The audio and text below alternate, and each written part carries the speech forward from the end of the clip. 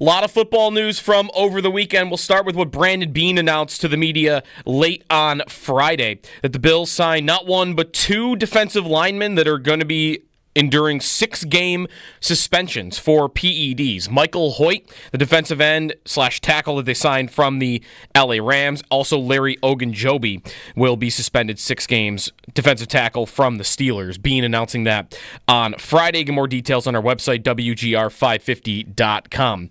Elsewhere around the NFL, monster contracts for both Bengals receivers announced early this morning. Jamar Chase and T. Higgins both signed 4-year deals in Cincinnati. Higgins gets roughly $29 million per year. Chase becomes the highest paid non-quarterback in the NFL, just topping Myles Garrett at over $40 million per year. Some other football news, 49ers continue their teardown, trading backup running back Jordan Mason to Minnesota for a pick swap and a 6th-round pick. He had over 800 yards filling in for Christian McCaffrey last year. Mike Florio reports there's an out in Sam Darnold's contract in Seattle, which kind of makes it a 1-year deal for him and the Seahawks. The exact details of Darnold's deal aren't out yet. The Sabres are back in action tonight at the Bruins. That'll be a 7 o'clock puck drop after beating Vegas on Saturday. And the Players' Championship is not over yet. 3-hole aggregate playoff this morning at 9 a.m. between Rory McIlroy and J.J. Spawn at TPC Sawgrass. That's your Paddock Chevrolet Sports Update. Paddock Chevrolet celebrating 90 years of business. Oh, forgot the bracket.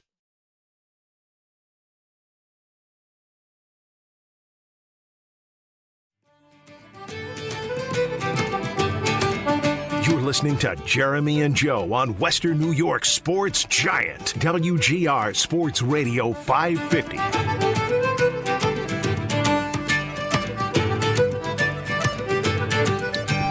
Happy St. Patrick's Day. Anybody here parade? Yes, I did. You paraded? Oh, yeah, I did. Josh, no parade. Owens, you parade? No parades? Joe paraded. How was the parade? It was a crazy weather day? It was. It was beautiful and then windy and then beautiful, or what? Crazy lucky on my part also, because it was beautiful when we got there. Like overcast. It felt like, you asked me last week, could you tell the difference between spring and fall if you just closed your eyes and just felt the temperature? I probably couldn't have done that on Saturday because it felt like fall. So I got very lucky in that we were standing outside by the parade. I decided, you know what, this is the time I'm going to go to the bathroom. And, of course, the line is 10 minutes inside. So I'm inside for 10, 15 minutes, and I come out and everybody's soaking wet. I'm like, what happened? Downpoured for 10 minutes the moment I went inside. So I was dry the whole day. That's some good luck. I had the luck of the Irish on Saturday. Apparently. I'm the only one wearing green right now, by the way. I have green on my hat. Primarily wearing green. Yeah. True. Like shirts. I just flat out forgot. I wore my Hartford Whalers jersey over the weekend. I just wore that here, though. I can't wear that again. I wore a green Ireland jersey on Saturday for an Irish rugby jersey, and I feel like once you have a day, I'm supposed to remember there's another day that's also St. Patrick's Day. Wasn't it yesterday or Saturday? Yeah, that's the other day. Or whichever day you chose to observe. Right. Yeah, Saturday was my St. Patrick's Day, essentially. I'll change. I guess I could have worn my my Dublin hoodie that I have. That's not green, but that would have been appropriate, I think, for today. Well, happy St. Patrick's Day, and whatever you're out there doing. I did look for corned beef to buy some last minute. Oh, maybe I'll throw some of that in the crock pot tonight, but the place I was didn't have it, so opted for pizza instead. So I'm Irish. Pizza. I've been to Ireland. I've done Irish things. I'm just not wearing. I'm not wearing green today, really anywhere. So apologies. I'm letting my people down. Good morning, Jeremy and Joe. Speaking of Irish people, Rory McIlroy plays today at 9 a.m. That's cool, right? Yeah. That's good. Free golf, 9 a.m., the Players' Championship, a 2-man, 3-hole playoff. An aggregate playoff. Yes. Most importantly. 3-hole playoff aggregate, 16, 17, 18, 3 great holes. Yeah.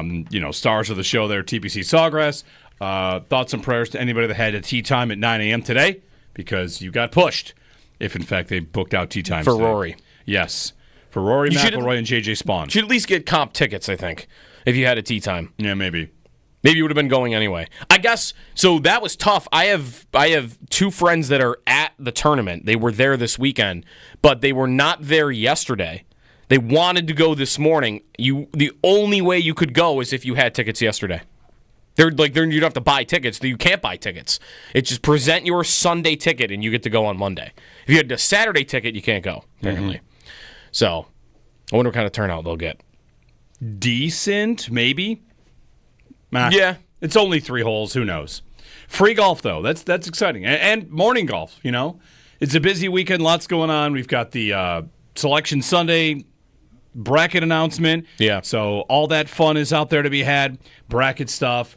Pools. I saw you're running a pool for some charity work. We'll get that in, of course. Let people know how they can join that if they want to. The Bills had what might classify as a Friday news dump. Yeah. Friday, 4 p.m.? That is what that was? I mean... Or was that just how the timing worked out? Because Bean on Friday announces the suspension thing. He said Ogunjobi told him the day before, right? On Thursday. So I guess they could have said it on Thursday. But if he had told him the day before, then maybe it would have lined up naturally with being Friday. Maybe. That they had the press conference. We'll get to that because you might have missed that. I was doing yard work. Friday was amazing. Friday was beautiful.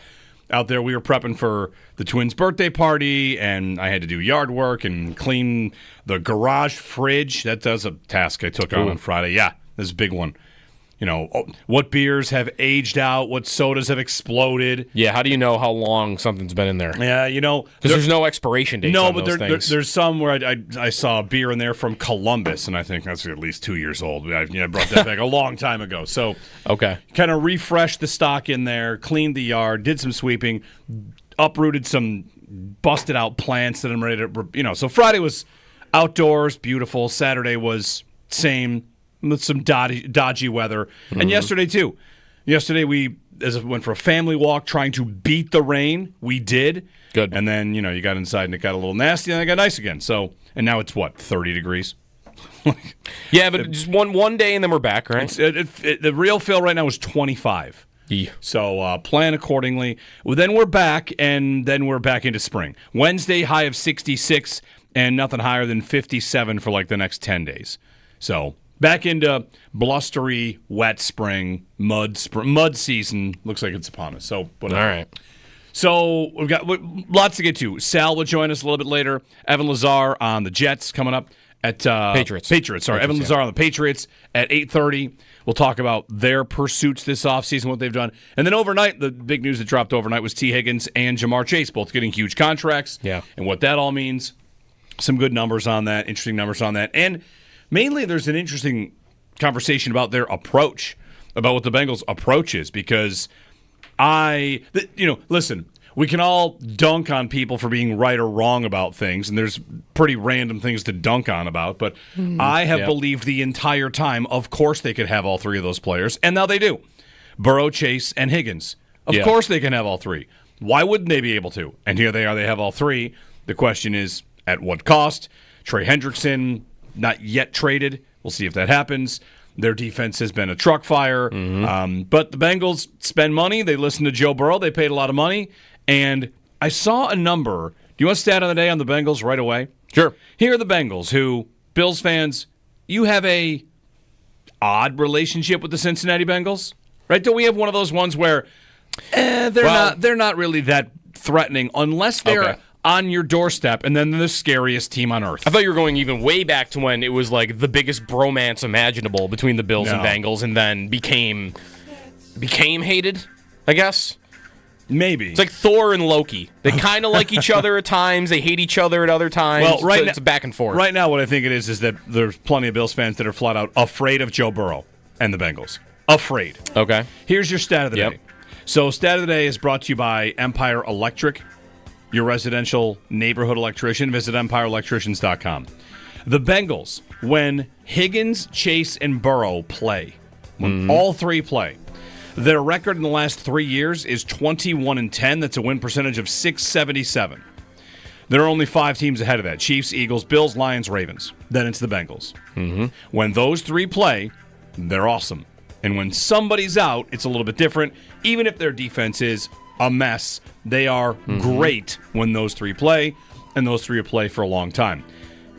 Mm-hmm. So, do they really need more than those three? Well, can they just get it right with a couple of draft picks? And the to me, Joe, the side point or whatever, the connection I want to make is the Bengals are going after what the Eagles model looks like. 2 top 10 receivers, high-paid quarterback, and, boy, if we just hit some draft picks and draft well on defense, we'll be fine. Yeah. That is what the Eagles have done. And Cincinnati, of course, has not hit on those draft picks, and there might be some other differences. But the point is, 2 top 10 receivers, boy, can you win like that? The Eagles just did. I did see, actually, a comparison to the Eagles. But it was actually maybe Eagles people that were, giving their own organization a pat on the back, that the Bengals could have paid these two at the exact same time that the Eagles paid Smith and Brown. And because they waited, they are costing themselves I think it's like $17 million per year they're costing themselves because they waited. Yeah. So they did do the job, but if you guys had just gotten ahead of this, which is one of the criticisms of them, is how they do contracts when they do contracts, then maybe you would have had that little extra money to keep Trey Hendrickson happy. Yeah, it basically cost you Hendrickson probably. Right. At least half of a Hendrickson. Well, we're about to find out if they can do it with just a quarterback and 2 wide receivers. Well, maybe. We have to see what they draft, right? Because isn't their model... Because they're going to lose Hendrickson. They're going to lose their starting linebacker, Pratt. There's another guy I think maybe they might lose, but their defense already was bad, remember, with those guys. Their plan is we just need a quarterback, 2 receivers, and let's pray we hit on draft picks. Yeah. Because if they don't hit on draft picks, their line's not very good. Their run game is okay, but not great. Chase Brown's good. He's good, but again, the line is kind of subpar. The defense is terrible. So that is purely, man, if you just have a quarterback and 2 great receivers, and if that works, then that really is all you need. How close were we to finding out just how good that was? They won 5 games to end the season and missed the Bills game against the Broncos on a tiebreaker. If the Broncos had lost to the Chiefs, because the Chiefs needed that game, the Bengals might have made the playoffs. Right. And then the Bengals come here, and then how is the earth a different place for us? Yeah. Because there was legitimate fear about that team, and looking at how the Bills' defense played against a subpar Chiefs offense. It would have been a shootout. So... Bengals-Bills would have been a shootout. It very well likely would have been a shootout, and who knows? Maybe Chase and Higgins would get even more money. Yeah, maybe. But again, their model is we got to hit on this draft. We've got to hit on cheap young labor around it because is it just that they got paid a lot, or is it that they also might have an internal cap of some degree? I don't know. I don't know if it goes that far. But how different are the Bengals right now than the Bills? We better hit on some young cheap players in the draft. How different? Well, I guess it's not totally different. The difference is they need guys just to play, right? And the Bills need guys to become studs. No? I mean, the Bills' pass defense was not good last year. Right. And whenever they played a team that could throw the ball, Lions, Rams, Chiefs, if you want to give it that. When they played an offense that could throw it, Baltimore in the playoffs, the Bills' defense was not very good. It was one of the worst under Sean McDermott, and one of the reasons we're looking for guys that are studs is because we found out that a bunch of guys that are pretty good did not do the job. It was not good enough. Yep. So they poured some money on their defensive line. They've added some pieces there. We expect them to draft a lot of defense in the draft, and it doesn't look that different to me than Cincinnati. The difference is the Bills have built the offensive line. We'll have a conversation about the running back, and they want more balance. Cincinnati, to go further to this point about Chase and Higgins together, they are the number 1 pass team in the NFL on pass rate over expected. They throw it more than anybody. And that's not because they're losing. It's not because their defense is bad. It's based on down and distance, time of game, score of game. They pass more than anybody. So a team that throws it all the time decided the most important thing to have is our stud quarterback and 2 weapons. Now, the other part about it is Chase's deal is significantly bigger. He's the highest paid non-quarterback in the league. Higgins, I believe, is maybe only guaranteed for 2 years. Again, then the fake numbers and the real numbers and all that's worth considering. But I think the Bengals are going to be fine. I've always thought they're going to be fine. Last year was their down year. They missed the playoffs by a tiebreaker, and had they gotten in, they really might have wrecked some parties. I don't know if they would have beaten the Bills, but I know plenty of Bills fans think that it might have been scary. More scary than Bo Nix, I guess we would say, who they played in the first round, who did not play terribly, but, gave us a scare early in that game. So anyway, Cincinnati, 2 top 10 receivers. They're scary, but are they not? Are there reasons to think they're just a little bit below Bills, Ravens, and Chiefs because they just have a couple of things that those teams maybe don't. And one is like a whole unit that is horrible. And the other little thing might be that quarterback does miss games. He didn't last year, but twice in his career, he's missed giant chunks of seasons with injuries, and that has not happened to Allen or Mahomes, at least. No, that's right. The biggest thing I would say about beating Cincinnati is if you can get Burrow on the ground, which he gets sacked more than the others, you'll be fine. The problem is against the Bills. Right. That's where the Bengals' conundrum is always so strong. He's never looked the least bit confused against the Bills. He's never. He looks easy for him. He looks like he knows the plays, and they haven't played that many times. But you got a playoff game where he had no problem. The Hamlin game is a quarter. So I don't know what to do with that. The Bills often give up a first quarter touchdown drive and then buckle down. Then I've got a game there in Cincinnati 2 years ago. Yeah. And he has no trouble. Nope. They don't have trouble against this Bills defense. It's interesting. So Higgins and Chase. Good for them.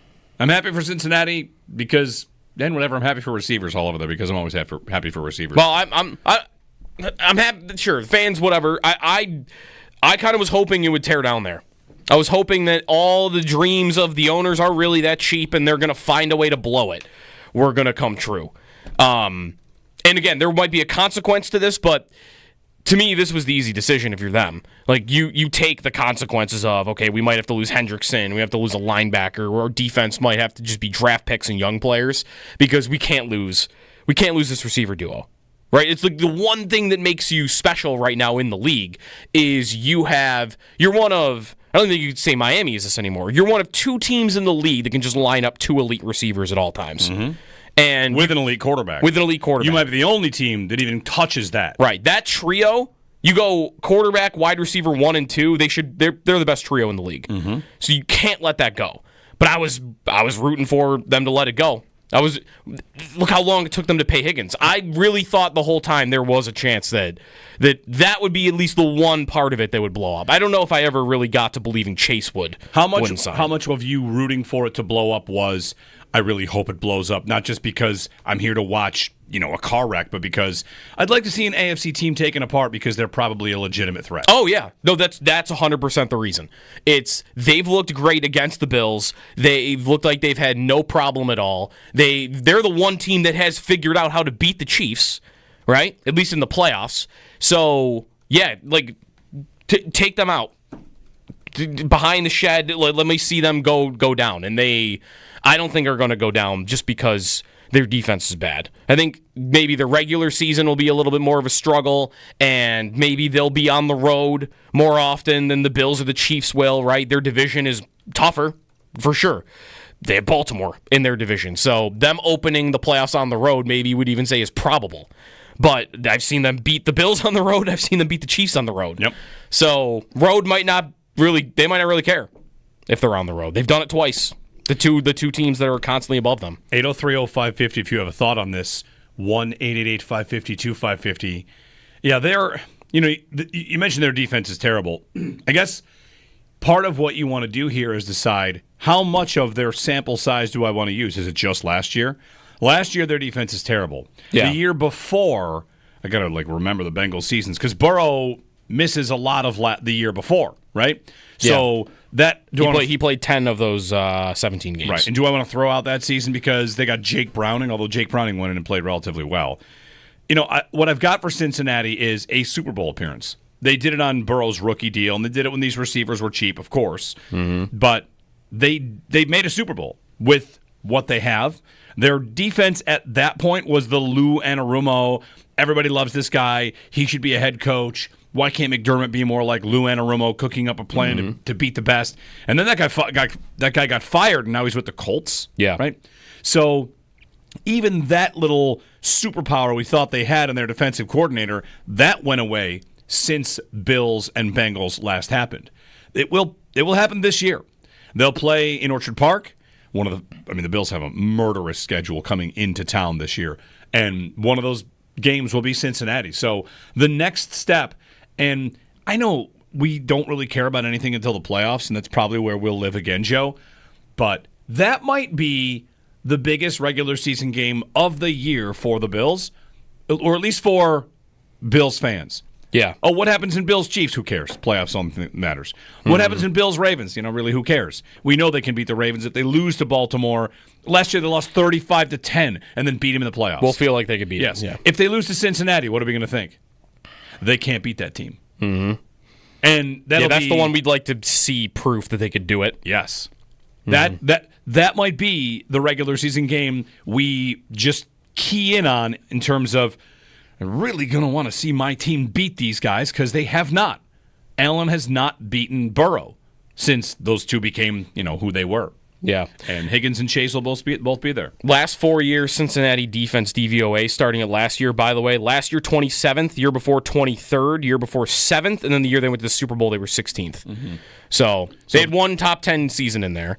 The reason, though, last year might be more meaningful, or almost definitely would be, is because their roster is more similar to that. And they're going to be losing their best player off of it. So, Mike Hilton is another guy they lost this offseason, and when they were going to the Super Bowl and a couple years ago, he was important to them, and he's gone now. So you look at their depth chart and combine it with what they were last year, and that's where I would think, they're probably bottom of the barrel again, but you don't know that. One of the risks, I think, of the Bengals lurking now with the two guys back is, what if they do hit on all those picks? What if, because defense, year to year, it can be easier to build that back up. And, you nail 3 draft picks and bam, a key free agent signing in your defense. Oh, look, you went from 27th to 13th, just like that. Defense can do that.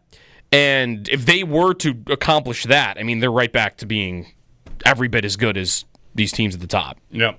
The only thing holding them back maybe in the regular season would be the defense. And that's what's kind of scary about them, is because of Burrow and those two. Even if, their defense is terrible. This was kind of last year. Let's say their defense is terrible, and it causes them to not win the division. Baltimore's better than them, and they're a 6 or a 7 seed. You might still be every bit as afraid of them in the playoffs. No matter how good their defense is, you'll be every bit as afraid of them if the quarterback and the receivers are healthy. Who do they have on defense? Can you name a Bengals defender? Trey Hendrickson. Can you name a second Bengals defender? Vontez Burfict. Who's the guy that's friends with Josh Allen? He went to Wyoming. Marcus Epps? It's not the name I was thinking. Is he a Bengals defender, though? I thought he was friends with Josh Wilson. Allen. Logan Wilson. I don't think he's good, though. I think I just know him because he's Allen's friend. I don't even think he might even be a starter. B.J. Hill. Okay, they brought him back. Logan Wilson's correct. And Geno Stone's a safety that's been there for a while. Cam Taylor-Britt, he's bounced around. Wasn't Dax Hill a first-round pick? Michigan. Okay. Yeah. Is Cam Taylor-Britt who I'm thinking of? Anyway, we'll see if they can. No, he's played all 3 seasons with the Bengals. I'm thinking of another 3 named quarterback. Right. Anyway. Was it Dominic Rogers-Cromartie? Right. Well, good morning. It is Monday. It's St. Patrick's Day. Happy St. Patrick's Day. You can give us a ring. Selection Sunday in the books. We'll talk about the Bills' Friday news dump. The big news about Michael Hoyt and Larry Ogunjobi, 2 Bills defensive players signed under suspension, which if it were any other team, the Bills are going to skate on this.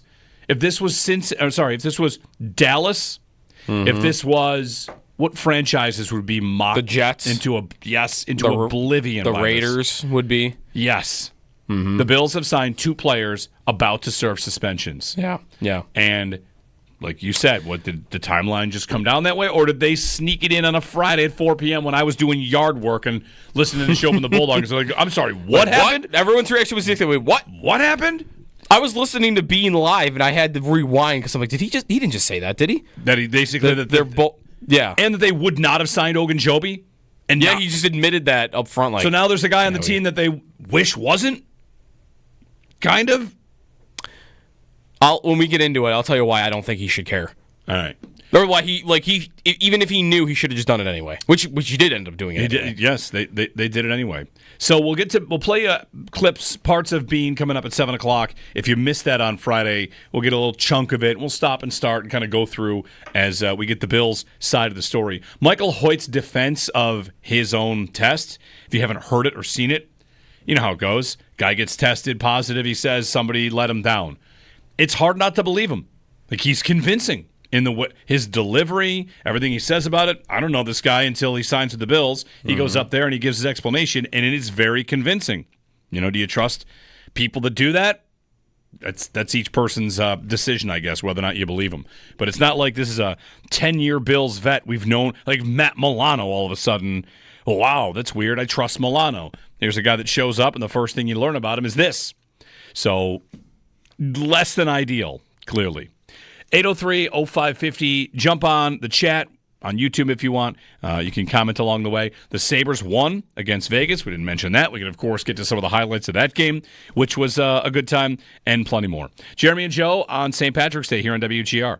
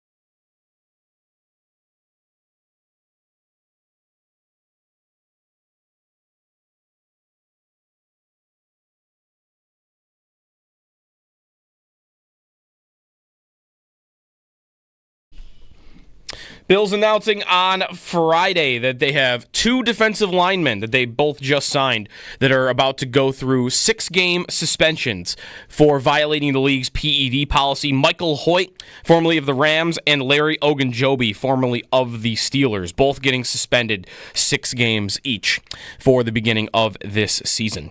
The Bengals signed their top 2 receivers, T. Higgins and Jamar Chase, who will play for just over $70 million, just about $70 million per year between the two of them, both signing 4-year deals. Chase becomes the highest paid player in the NFL that isn't a quarterback, just topping Myles Garrett over $40 million per year.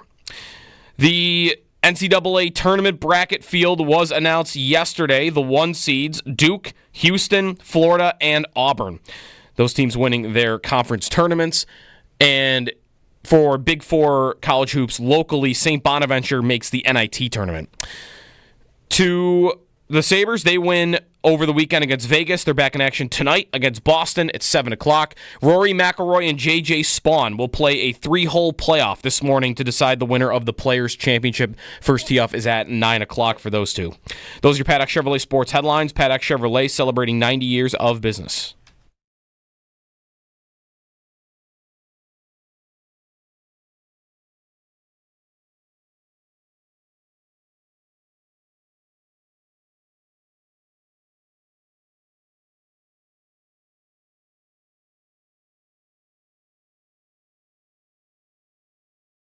I'm just excited to experience something new, something different. We have a chance to do something special, and Josh texted me that, that if we do what we set out to do, we could really be immortalized in this town, and, that's what it's all about, is winning a championship, and that's, I think, why people are here.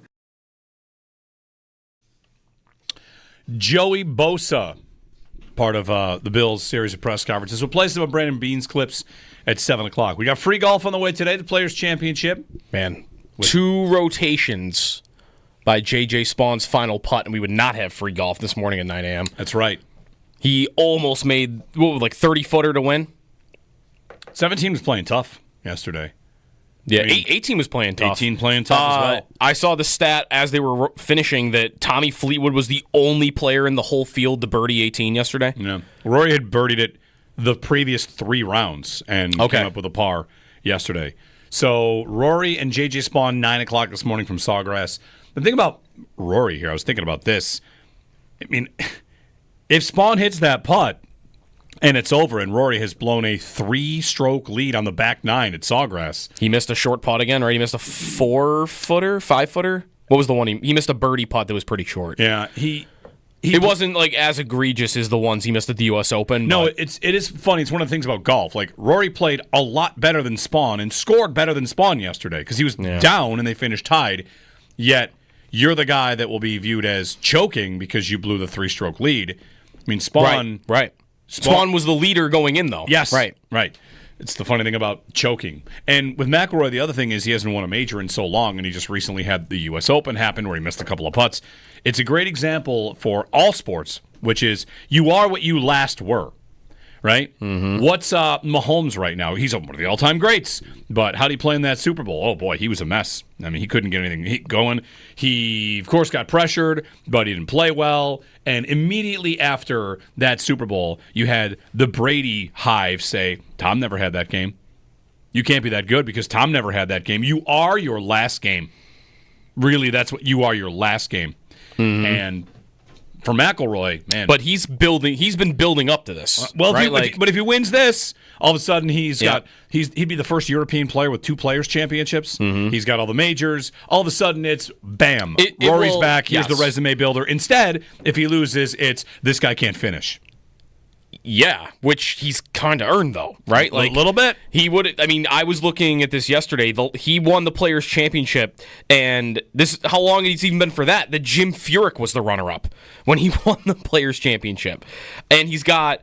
I did not tweet this out, but I had the thought Rory and the Sabres can't hold third period leads and have 14-year droughts. They're not the same though because Rory's actually great, right? But that's the incredible part of it is. He's great, and there's this thing of what is going on. Why he has a 3-shot lead in the back 9?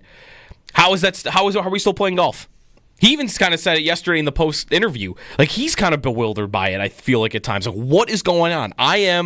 He knows, I am like the best golfer in the world for 8 years, right? Like, scored a par at majors, everything. And if he wins the Players, then I'll say this. Everyone is going to feel like he's winning a major this year. Right? Okay. Everyone's going to feel like he's winning a major this year if he wins the Players. Let me do another one here. Is Rory the Bills? Sure. That's pretty good. Outside of the wins before, the last 8 years, is Rory the Bills. How could a team this good not have a championship? Right. Like How could you be this good and not get it done? That him having the best major score is like the Bills having the best point differential. Yeah. But not having the trophy. The most wins in a 5-year stretch without appearing in a Super Bowl. I mean, yeah. And is the U.S. Open his 13 seconds? I mean, 2 putts within 5 feet is like, that's your 13 seconds. Sure. That was a 2-stroke lead. Now, granted, it was 2-stroke.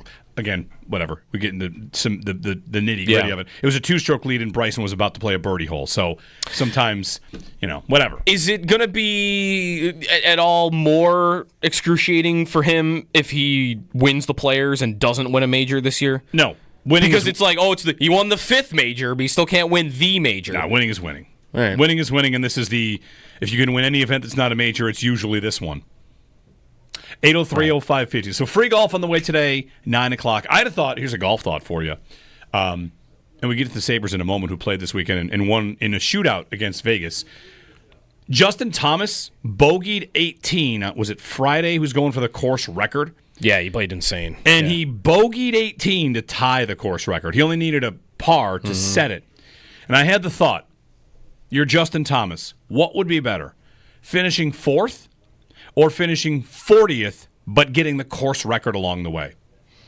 Because course record doesn't quite live forever. But, you're a professional golfer. Winning tournaments is what you do. I get that.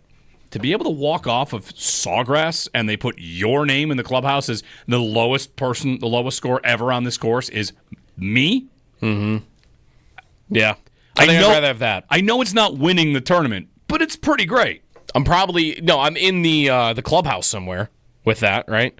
Yeah, it's like making the Hall of Fame to some degree, but again, of course. My 4th place finish wouldn't be anywhere up in the clubhouse anywhere. Who finished in 4th yesterday? Bud Cauley? Right, like a couple I don't guys. even know. It was a good tournament, and it rolls on. It took forever. It did, 2.5. I woke up watching golf, and I watched it till, when did it end? Yeah, last night, 7? 7:15, yeah. It was all day because of the weather. The 4-hour weather delay in the middle. Yeah. 803-0550. The Sabres won on Saturday. They won in a shootout. They beat Vegas. Jack scored. Then Thomas Hertel appeared to try to get Jack an empty netter and cost his team a point because the Sabres scored late and then got the shootout win. Mm-hmm. The chat wants us to spend a lot of time talking about how important that win was. Like, really? Or, like, are they being snarky? There's a couple in there that really want to talk about how this is the turning point, how they're looking good. One thing did happen for the Sabres on the weekend. Frank Saravalli reported that the Peterka stuff continues to, whatever. This is my reading of his report on Peterka. Peterka's going to be traded. That there are malcontents in the Sabres room. That's from Frank Saravalli, Daily Faceoff, which, we've been down this road before. Yep. Maybe we're going down it again. It was just kind of an idea that, they've got a problem in there, and they're going to want to fix that. Okay? Peterka's name front and center again. So you've got a Sabres win in a shootout. You've got a Sabres rumor. He says it was Peterka? Yeah. Okay.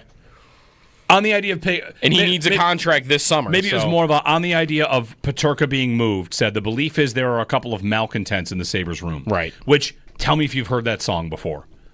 Oh, it's these couple guys. That's the problem. It's a couple of our it's a couple of our own players. What's definitely being said now, though, I think being reinforced day after day, is that Dahlin is not one of them. Right? Isn't that is the message that they're trying to get out more and more? Everyone is that even if there are malcontents in that room, hey, Dahlin's not one of them. Mm-hmm. Don't think of him as that. He's not. He never mails it in. No, but and if he's asking, well, the thing about Dahlin not being a malcontent is the reporting more, as Elliot Friedman followed up, was that Dahlin went to management and had a conversation and didn't demand a trade, but wanted to know what's happening. All the things of a elite player that doesn't want to rebuild and wants to know, do we have a plan here? And I guess he was convinced that they do. Well, as part of that meeting, also him telling Adams, like, hey, this guy and this guy, problems. I mean, I guess. It could be. If it was to the point where someone actually was. But I don't know. One line about there being, like, what is malcontent also is what? What's the definition of malcontent? That could just be someone that's unhappy, not that's like they're not they're unhappy. Causing whatever in the locker room themselves. It's just what they're thinking internally. Dissatisfied is the definition of it. Yeah. So that doesn't have to mean like he's poisonous. It's just that's within themselves, I would say. Here's the story. J.J. Peterka may find his way out of Buffalo this summer, according to insider Frank Saravelli. There have been a few malcontents in Buffalo that are unhappy with their current situation that would like a change of scenery. I think Peterka falls into that category, whether he's made a formal trade request or not.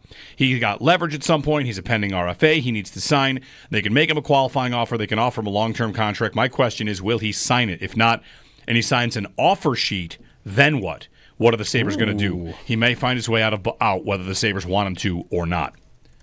RFA offer sheet. You can just get out. I want out. I'm going to go sign an offer sheet. J.J. Peterka. Well, that's dangerous for him, though, right? Like if they could match, of course. That's the thing. If it's true that he would like a change of scenery and he signs a 7-year offer sheet. And then the Sabres say, "Oh, thanks, buddy. You just gave us a 7-year contract." But the reality is, Sabres now you're stuck. The Sabres aren't going to do that.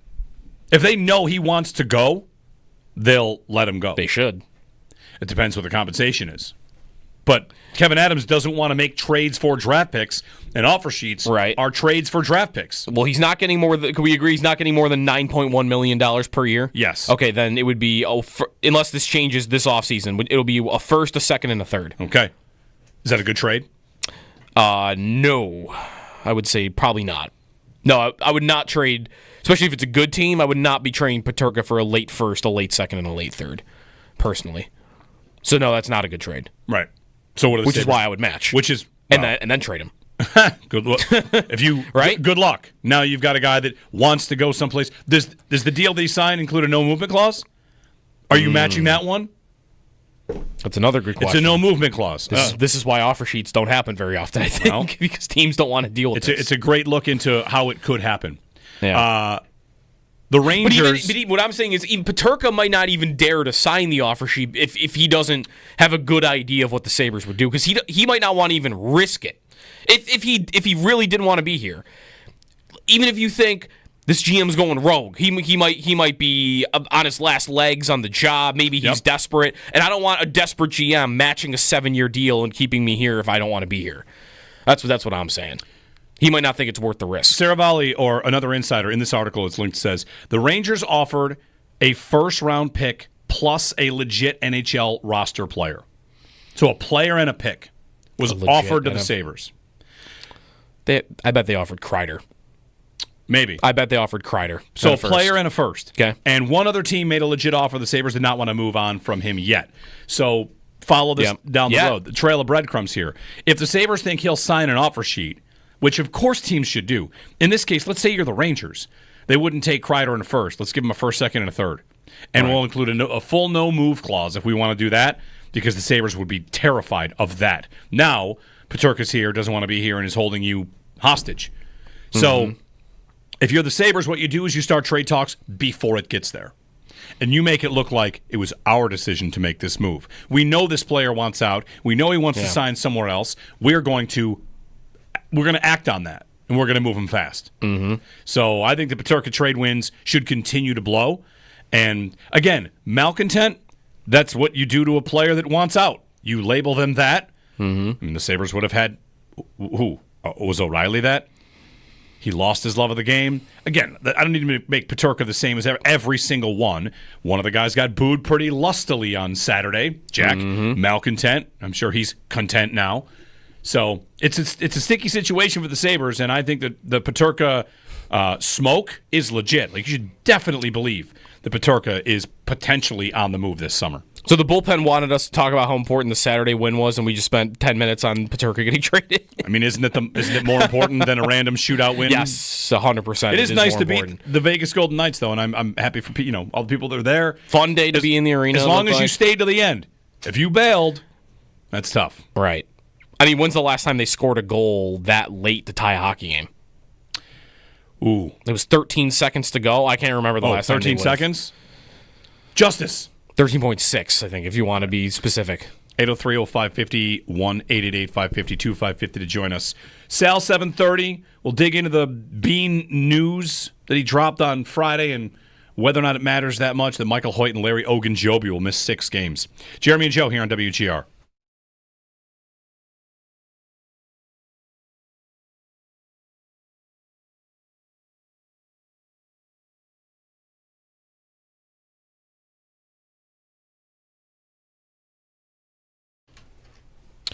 Hey, it's Sneaky Joe DiBiase here for Clinton Collision. The weather getting nicer. We're emerging from the winter, and maybe it did a number on your car. It could be a smash fender or a crack bumper, of course, something more severe. And if that happened, be sure to go to Clinton Collision. The guys are the real deal. It's where I take my car when I need work. They bring wrecked cars back to life. Plus, they work with all insurance companies. So if you were involved in one of the many accidents this winter, whether it was a car accident or if it was a grocery cart with the wind blowing into your car and making something happen, call the guys that I trust at Clinton Collision, 716-823-2000, or visit their website at clintoncollision.com.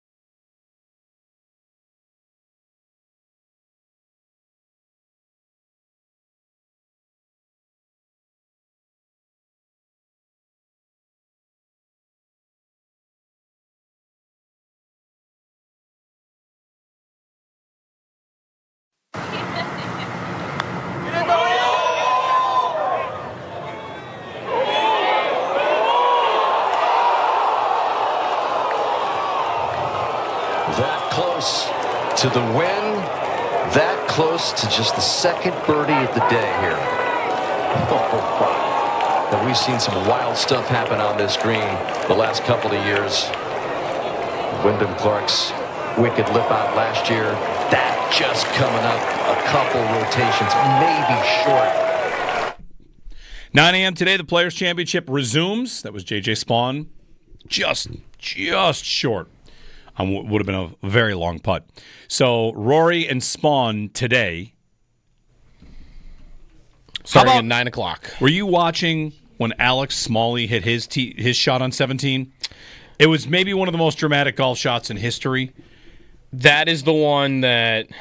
It hit the green. I think I was it watching. rolled to the edge. It got to the wooden plank. Yes, okay, yeah. And then it rolled down 3 more planks. Yeah. What drama. Yeah. It was amazing. The kids were watching the golf late. I convinced them.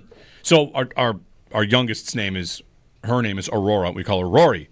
So I was telling the kids, like, hey, this is Rory, but look, we're rooting for Rory here. How about Rory? Mm-hmm. And once I got them to watch 17, where are they going to hit it in the water? Man, you can get kids entertained in golf if they're hitting it into the water. And the drama of that ball dancing on the edge and dropping the water, I mean, our house exploded like it was an overtime goal. So, yeah! In the water! Uh-huh. Great moments at the Players' Championship. Anyway, Jeremy and Joe, good morning. Happy St. Patrick's Day. It's cold again. Get out there. Hey, do you know, speaking of St. Patrick's Day very quickly, do you know about the Syracuse Tip Hill region where there's a upside-down traffic light? Yes, I do know about that. The green lights on top? Yes. Right near Coleman's, I believe it's called. Nice spot. Is it that's somehow legal? Wouldn't that confuse people? Or it just doesn't, I guess? Yeah, it's fine. All right. Tip Hill. Green on top. What if you're colorblind? That's a great question. But that would be very problematic, I think. Yes, because normally... Because you just know the top light is the stop light and the bottom light is the go light. This is a good question. I don't have the answer to that. Mm-hmm. All right. But I did know that, yes, there's an upside-down traffic light. That bar, Coleman's in Syracuse, they have the regular door, and then next to it there's a smaller door that says Leprechauns. Oh. It's there all the time. Okay. Yep. Anyway, happy St. Patrick's Day. Jeremy and Joe. 803-0550. Into the Bills on Michael Hoyt and Larry Ogunjobi and the news we got from them right before the weekend. We'll recap the Sabres as well because there's a good, juicy storyline to come on Saturday. So plenty to get to. Sal's thoughts as well at 7:30. Evan Lazar on the Patriots at 8:30. Happy St. Patrick's Day. Give us a ring. 803-0550. Wide open phone lines for you here on WGR.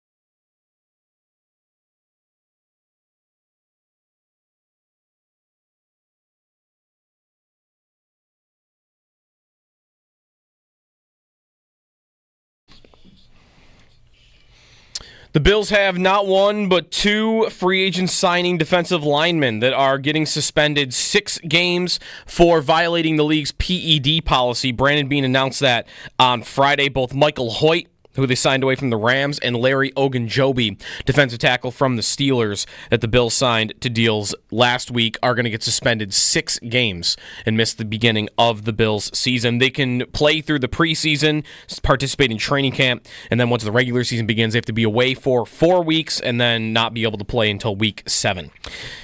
Elsewhere around the NFL, 2 monster deals for Bengals receivers overnight. T. Higgins and Jamar Chase are back in Cincinnati on 4-year contracts. Chase becomes the highest paid player in the NFL that is not a quarterback at just over $40 million per year. Higgins, by the way, meanwhile, gets just under $29 million per year. Elsewhere around the NFL, the Niners continue their shakeup. They traded backup running back Jordan Mason to Minnesota for a pick swap and a 6th-round pick. Mason had over 800 yards filling in for Christian McCaffrey last season. To hockey, the Sabres are in action tonight, 7 o'clock against Boston, following up their win over Vegas on Saturday. And the Players' Championship still not decided. Rory McIlroy and J.J. Spawn play a 3-hole aggregate playoff at Sawgrass that begins this morning at 9 a.m. That's your Paddock Chevrolet Sports Update. Paddock Chevrolet celebrating 90 years of business.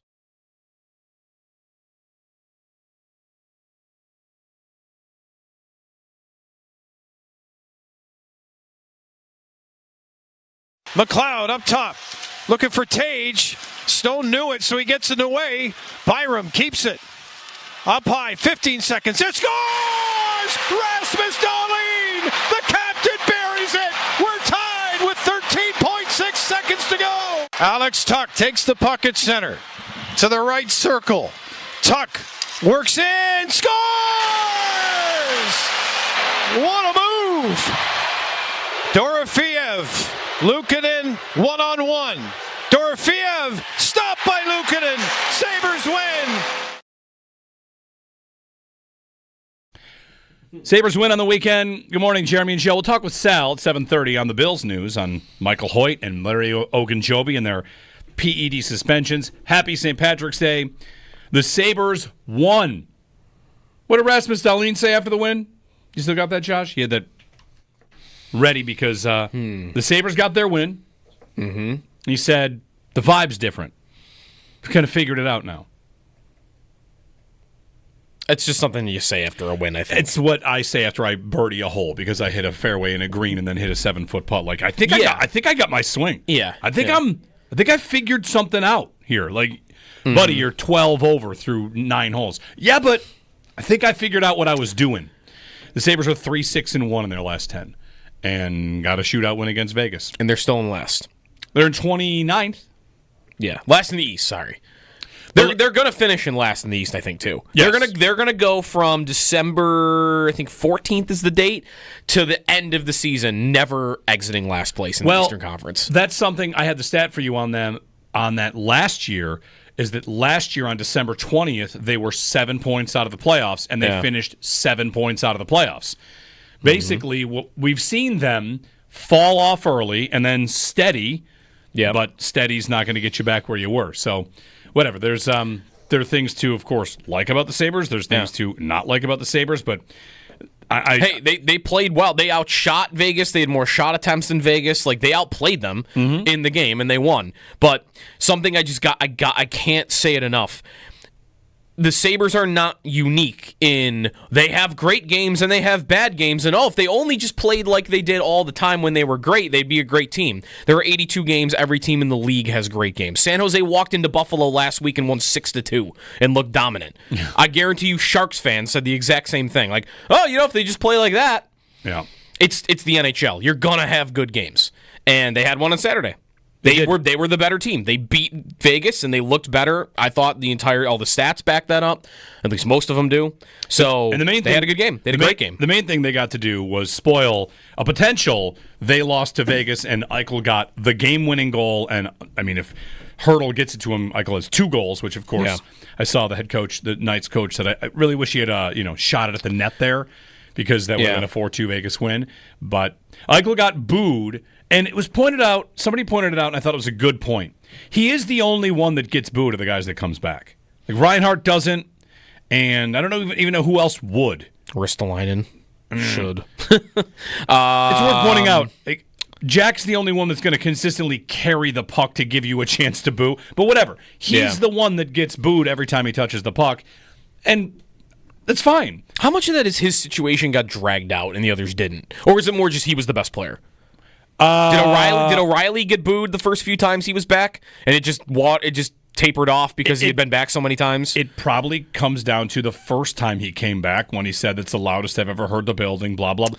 Right. It was that. I mean, you had plenty of people that were not mad at him. No, then that happened, and it became, all right, you know what?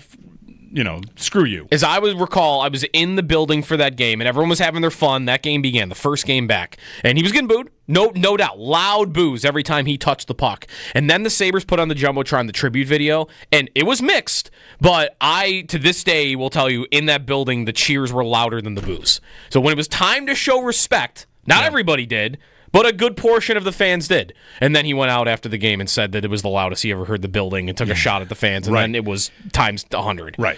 And then it was, oh, no. A lot of those people that might have been clapping for him when the video was up might have said, oh, never again from me. Lost respect for you that night. Having villains is good. And he does lean into it, too. Yes. Like when he scored that goal, he looks at the crowd and he's like, "Oh, look at me!" He does. He really does. It was awesome. I remember going way back when Ovechkin was a villain here for a little while because he ran Briere from behind. Remember? So is that why it was filthy. I remember to this day how mad I was as a kid. He smoked Briere from behind into the boards, like just barely missing an open door. Yep. And I think Gostad went after him, maybe, or Mayer. Like there was something happened. Yep. Yeah. So I'm glad you remember that because I couldn't remember if these two timelines match up, like why Ovechkin was getting booed in Buffalo. And then he scored a goal. The Sabres were winning 6-1, I think, and Ovechkin scored while being booed and put his hand up to his ear like, let me hear you. Okay. Which, of course, hey, that congratulations, it's 6-2. But we used to boo Chara. That was just because he was big. Pretty much. He was a bully. I do think all of that is great. Just picking a player to boo. Yeah. Anything to engage the crowd, anything to get people focused in and locked in, I'm into it. So, boo Jack every time he comes back, and then when he scores, it's he got us. And then when you score back the other way, those swings in emotion, like that is what I pay for. Like that's what I want to be there for. I'm surprised he didn't point to his if he pointed to his ring, there's ring finger, that would have really been leading into being the villain, right? It is March. You score a goal in Buffalo in March and point to your ring finger. That's why if his intent, I want to be the biggest villain possible, he comes to the guys, you know what I'm going to do if I score tonight? I'm pointing to the ring finger. Watch the place. Watch what happens. Things getting thrown on the ice if I do that. That's only happening if there's some sort of derisive chant at him. If the building is chanting something, and then he holds it up, that's how you do that. Anyway, the Sabres win in a shootout. Is he the only one that we boo now? I think he's the only one. It used to be, okay, you mentioned Ovechkin. It used to be Chara. It used to be Lucic. Yes. I think even Crosby used to get booed because he used to get booed everywhere. Marchand? I mean, like... Yeah, like the Bruins, a couple of Bruins individuals. Did we boo Drury when he left? I don't think so. Okay, so... No, we were heartbroken. We were mad at the Sabres, which is, a theme. It's a theme. Okay, but that's a handful, and now is it only Eichel? I don't think does Lucic even play anymore? Marchand doesn't get booed when he comes back, does he? There's not enough energy left. I think Briere got booed when he came back the first time. Did he get booed when he came back the first time, or did he get booed when they had a playoff series against him?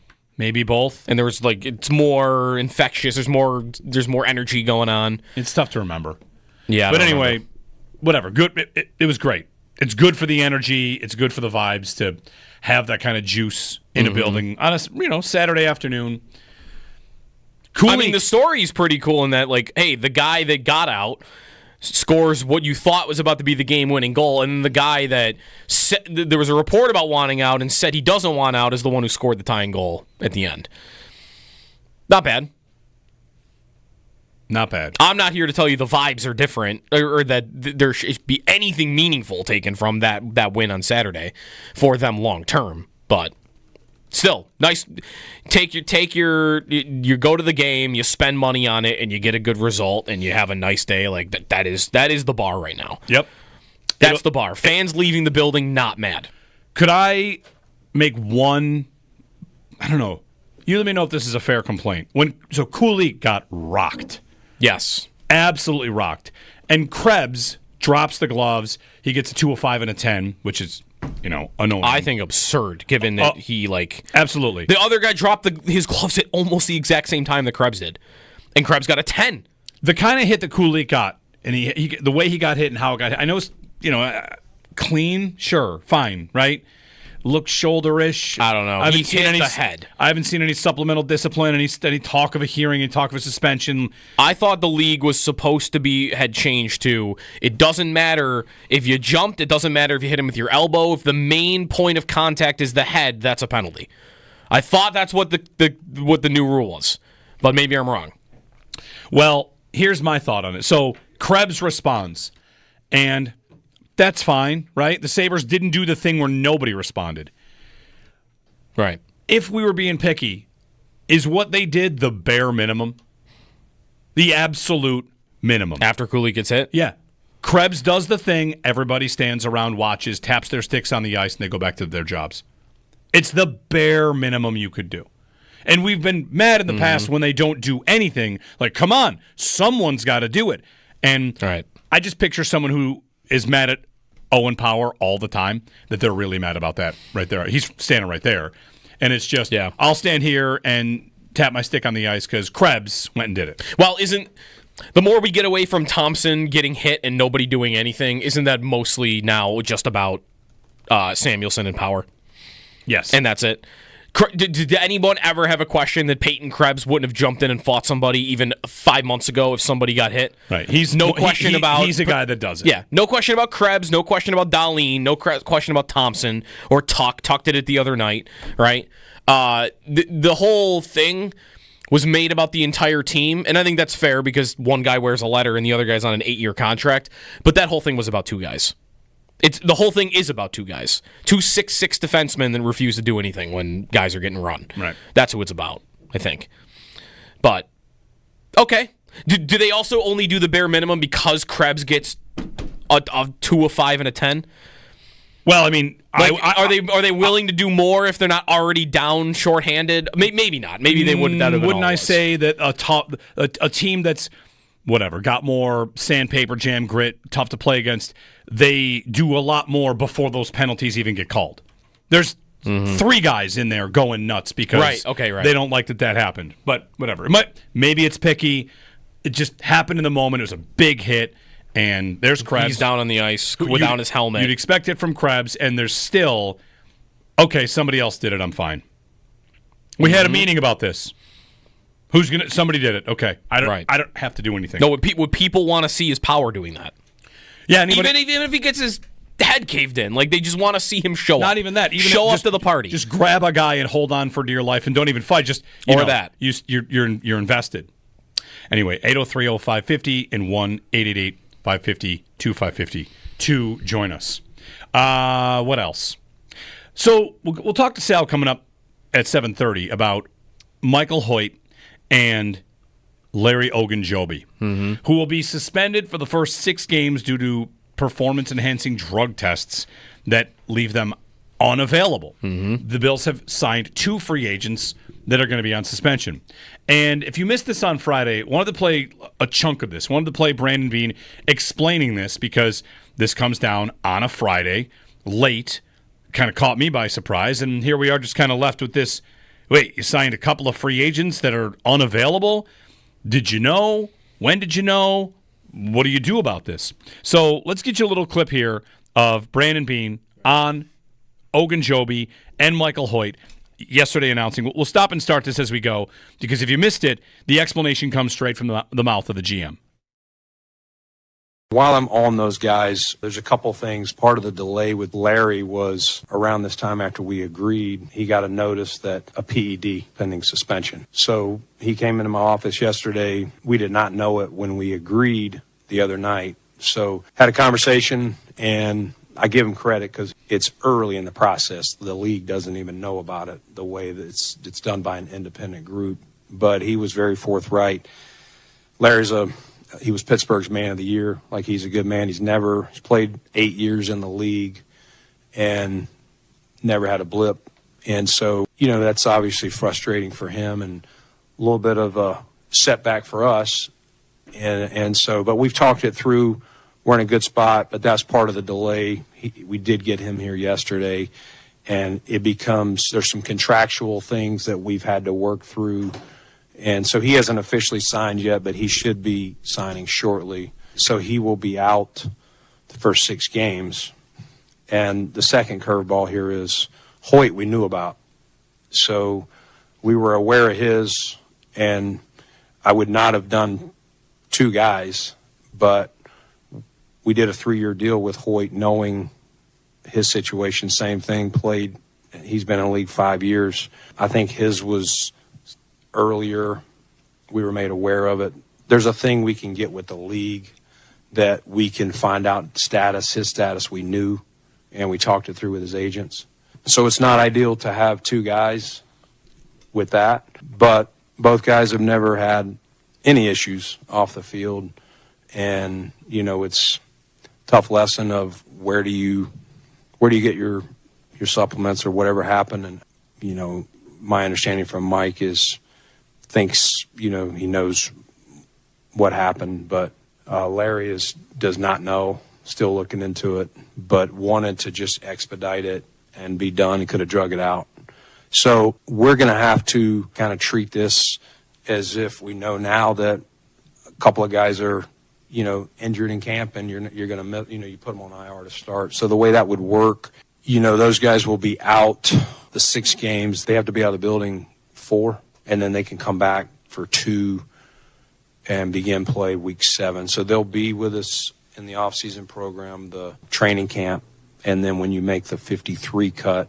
So again, we'll be okay. It's just kind of planned for one. The other one, he literally got the letter, Larry did this week. Honestly, did not have to tell us, because the league, when I called them, they were unaware of it, and it all added up to when they get these tests, there's more than one sample.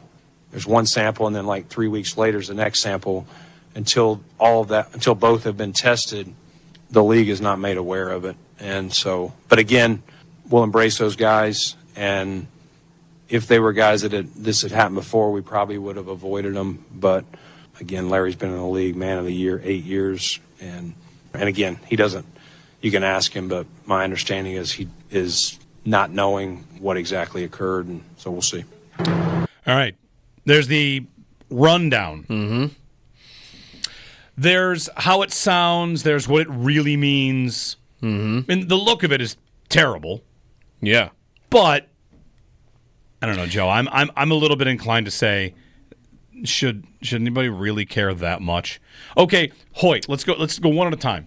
You signed a guy to a 3-year deal knowing he had a 6-game suspension coming. Mm-hmm. Is that problematic to anybody? Is it problematic that he has a 6-game suspension, or that the suspension comes from cheating with PEDs? That's what I was. Hoyt's defense of it. It's an impassioned.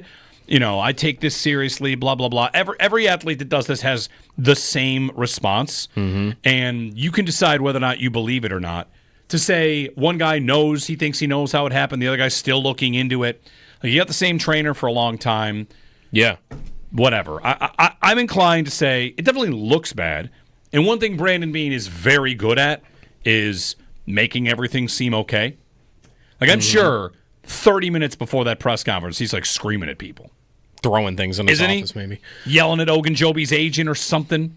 I don't know. Maybe that's wrong, as he kind of lays out there how you find out through the independent evaluator and through the league. The timing of everything. Sure. Yeah. Well, because there's 2 there's two parts of it. One is, I said this last week when Ekblad got suspended. We've just been completely desensitized to PEDs, right? It's not even close to what it was 10, 15 years ago. Or maybe it would be if it was a star, right? Mm-hmm. Michael Hoyt and Larry Ogunjobi don't rate the same as if some quarterback had this been a story about. Wouldn't it be about that quarterback's a cheater if it was a quarterback? Whereas Michael Hoyt, it's just, all right, move on to, okay, what do I got to do for 6 games without him? But he's not thought of as a cheater the same way a star player would be, right? Right. Is it just quarterbacks? I think it's probably just quarterbacks. I think it's the sport, too. Baseball went through such a scandal. The first suspension is 50 games. Yeah. Right, the number of games is huge. In part, like A-Rod didn't A-Rod get suspended for 100 games? Maybe 2 at one point for this. So I've got 6 games. Yeah, right. 6 games doesn't sound as bad as, right, in baseball 100, or even in Ekblad's case in hockey, it's 20, right? So that's a bigger number. So that's one part of the conversation that's interesting to me is it depends who it is and who, like Michael Hoyt, you might I'll give him the benefit of the doubt. He's impassioned about it. I just wonder what a story like this would be like in the NFL if it was a star player. But here, okay, you move on to 6 games I got to go without them. My gut reaction was, okay, fine. I need these guys for the playoffs anyway, right? Mm-hmm. I'm not signing them for September. Everything that the Bills do is geared towards beating the Chiefs, playoffs. That's what matters most.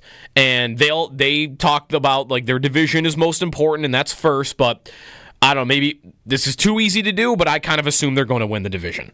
Yep. So for me, losing 2 defensive linemen for 6 games, I kind of feel like it's not that big a deal until you peel it back a little bit more and think, all right, well, do I have to use Joey Bosa more than I wanted to now because I'm missing a defensive end? Do I have to use Ed Oliver more than I wanted to before? Because these are the guys that I might be more concerned with. All right, I want them fresh for the playoffs. And Michael Hoyt, Larry Ogunjobi were maybe going to help me do that. And now, what's my plan? Is Joey Bosa going to play 70% of snaps now until Michael Hoyt comes back? What's the game plan? Because to me, that actually maybe doesn't help you then. Does this mean now I have to use more of my picks than I had planned to?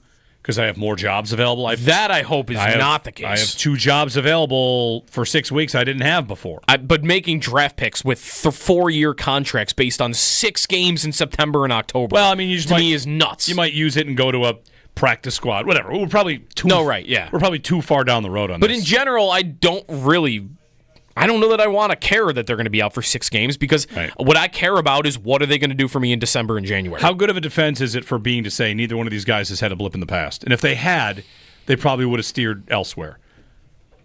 To me, well, that's easy to say because even if you don't care about the character part of it, if they're a repeat offender, then you would be worried about them getting caught again because now the next suspension's for the year. Right. That's the big thing. That's the point. Why would you avoid it if they had one before? Not because of character, because of a bigger suspension. Right. The next suspension's going to be he's done. Right. He's cooked. And Josh it's also Gordon, throw him out of the league. You know, the point about Ogunjobi, Pittsburgh's man of the year, had never had a problem in 8 years. You know, this is not exactly the same. It's probably not close to the same. I'm reminded of Andy Pettitte. Andy Pettitte, steroids. Nobody ever got mad at that guy. So many guys got ripped apart, their character, and Andy Pettitte. Was that because he owned up to it right away and he got credit for that? He did, and he said it was about recovery. He said he's older, it's about recovery, it's not about getting stronger, I need more time to recover, which it's all the same. And I just think he's a great example of people just didn't stick to him the way that it stuck to other people. Here's Ogunjobi, Pittsburgh Man of the Year, 8 years in the league, never tested positive before. Could it be a just honest mistake on both these guys' part? It could be. Mm-hmm. I don't think it's some sort of massive scandal. You know, happens. No, it's not a massive league-wide scandal. It was like it doesn't look good, and I do think the Bills are buffered here by being an organization that's generally pretty professional. If this were 5 or 6 other teams, like we said earlier, they'd be getting mocked for this. Instead, it's the Bills, and, hey, whatever, that happens. And like I said, it doesn't really stick to these guys the same way, baseball, Bonds and Sosa, right? It still does. Where, like, Jameson Williams, did you even know about this? Jameson Williams last year was suspended for PEDs. Does anybody think about that when he's running 90 yards down the field for touchdowns in the playoffs? I might have thought it was gambling he was suspended for. He also was suspended for gambling. He got both. He got both. Right. But that guy's been. Look, listen to today's NFL. We're so desensitized. That guy is a great receiver. Was playing in the playoffs. He had just been suspended for gambling and steroids or PEDs. Maybe that's not the same thing. Whatever it is. PEDs and gambling. That guy was just in the playoffs. Whereas 15 years ago, that guy would have been thrown out of the league for those two things. It's crazy. We'll get Sal's take on this when we return. 803-0550. That's 1-888-550-2550 to join us. Sal, on the news of the suspensions. And, of course, we'll get his thoughts maybe on the Bengals and Higgins and Chase getting those big, huge contracts. Jeremy and Joe, happy St. Patrick's Day on WGR.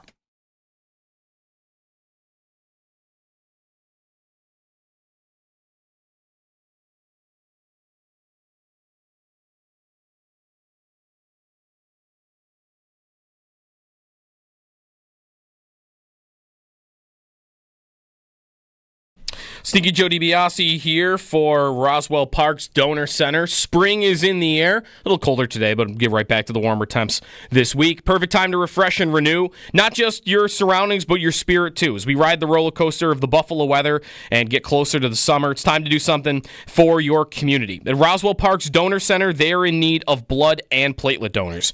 And just like the flowers blooming, your donation can bring new life and hope to local cancer patients. City of Good Neighbors, and when you donate at the Donor Center, your donation stays right in the community at Roswell Park. Each donation offers strength to those that are battling for their lives. It's a chance to be a part of their journey and a chance to offer hope when it is needed most. This spring, give the gift of life. Donate blood or platelets at Roswell Park's Donor Center. Always in big need of platelets especially. Please schedule your appointment today. Call 1-800-ROSWELL, or you could visit their website, roswellpark.org/donate. The Roswell Park Donor Center, where hope blooms.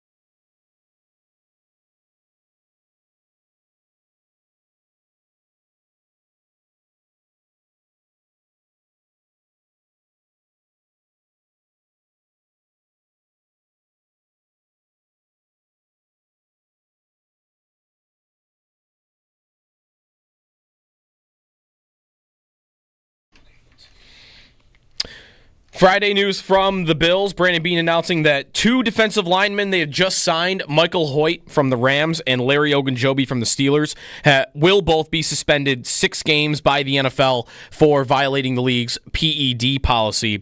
Beane announcing that, although he did say the league didn't even really know about Ogunjobi yet. So more details on that coming in. We'll talk with Sal next about it and how it all works. Elsewhere around the league, the Bengals signed their top 2 receivers, Jamar Chase and T. Higgins, overnight. They're going to make over about $70 million per year between the two of them on 4-year deals. Jamar Chase, the highest paid player in the NFL that is not a quarterback, just coming in over Myles Garrett at $40 million per year, roughly. The Sabres won on Saturday against Vegas, and they play tonight at Boston, 7 o'clock puck drop against Casey Middlestat and the Bruins in Boston. The Players' Championship is not over yet. J.J. Spawn, Rory McIlroy will play a 3-hole aggregate playoff this morning at TPC Sawgrass starting at 9 a.m. And the NCAA tournament bracket is out. Auburn, Duke, Houston, Florida are your 4 1 seeds. Get started this week. Those are your Paddock Chevrolet sports headlines. Paddock Chevrolet celebrating 90 years of business.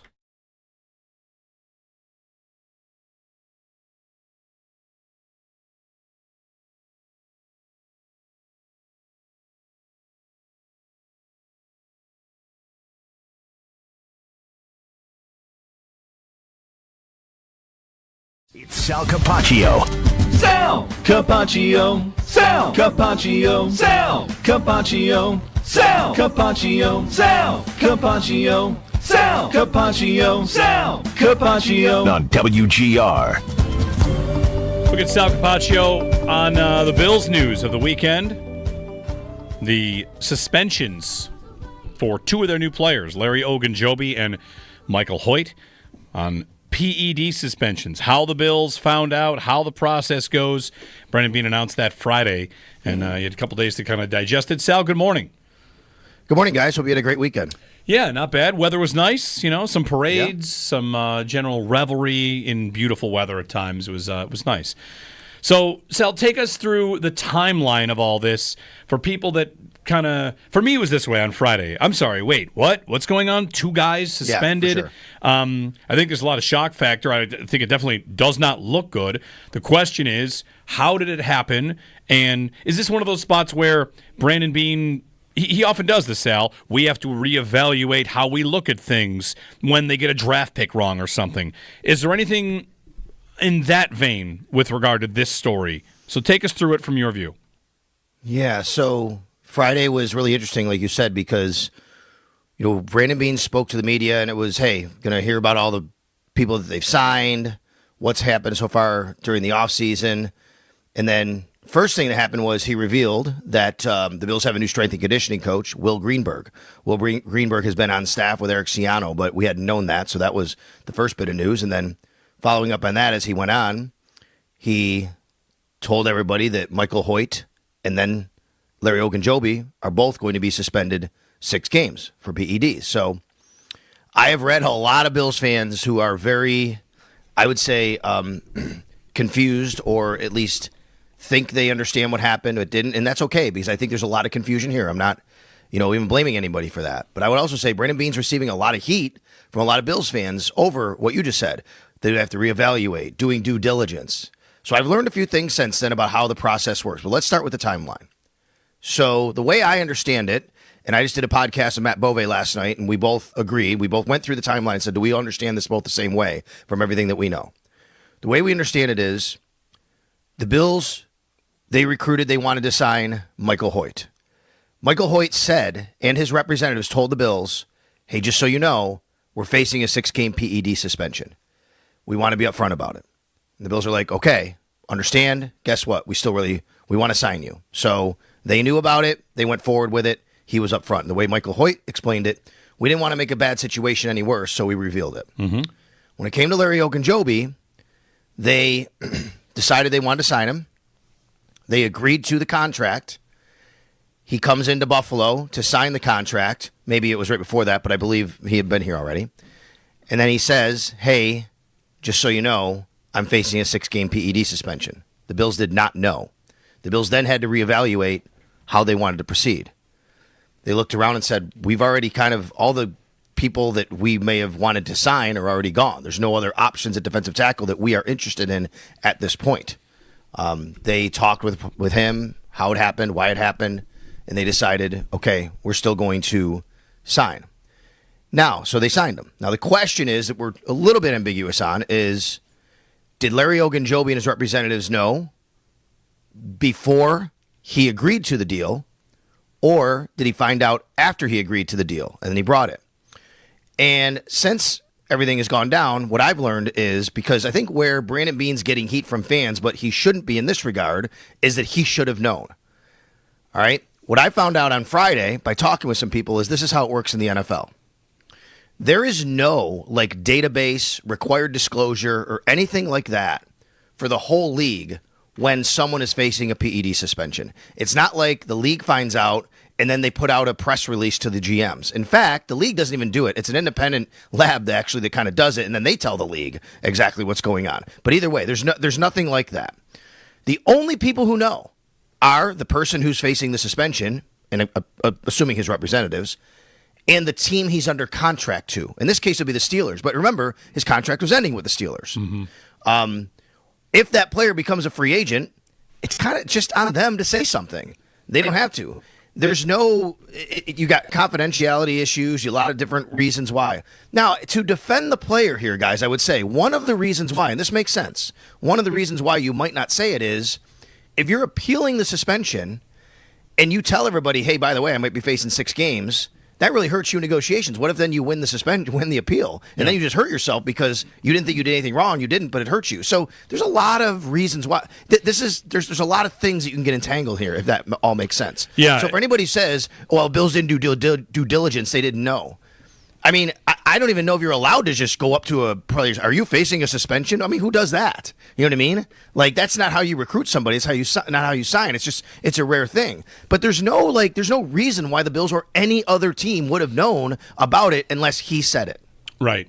So Beane says, I wouldn't have signed 2 guys had we known. Does he just mean that from a standpoint of it's going to be tough down 2 guys for 6 weeks? Yes.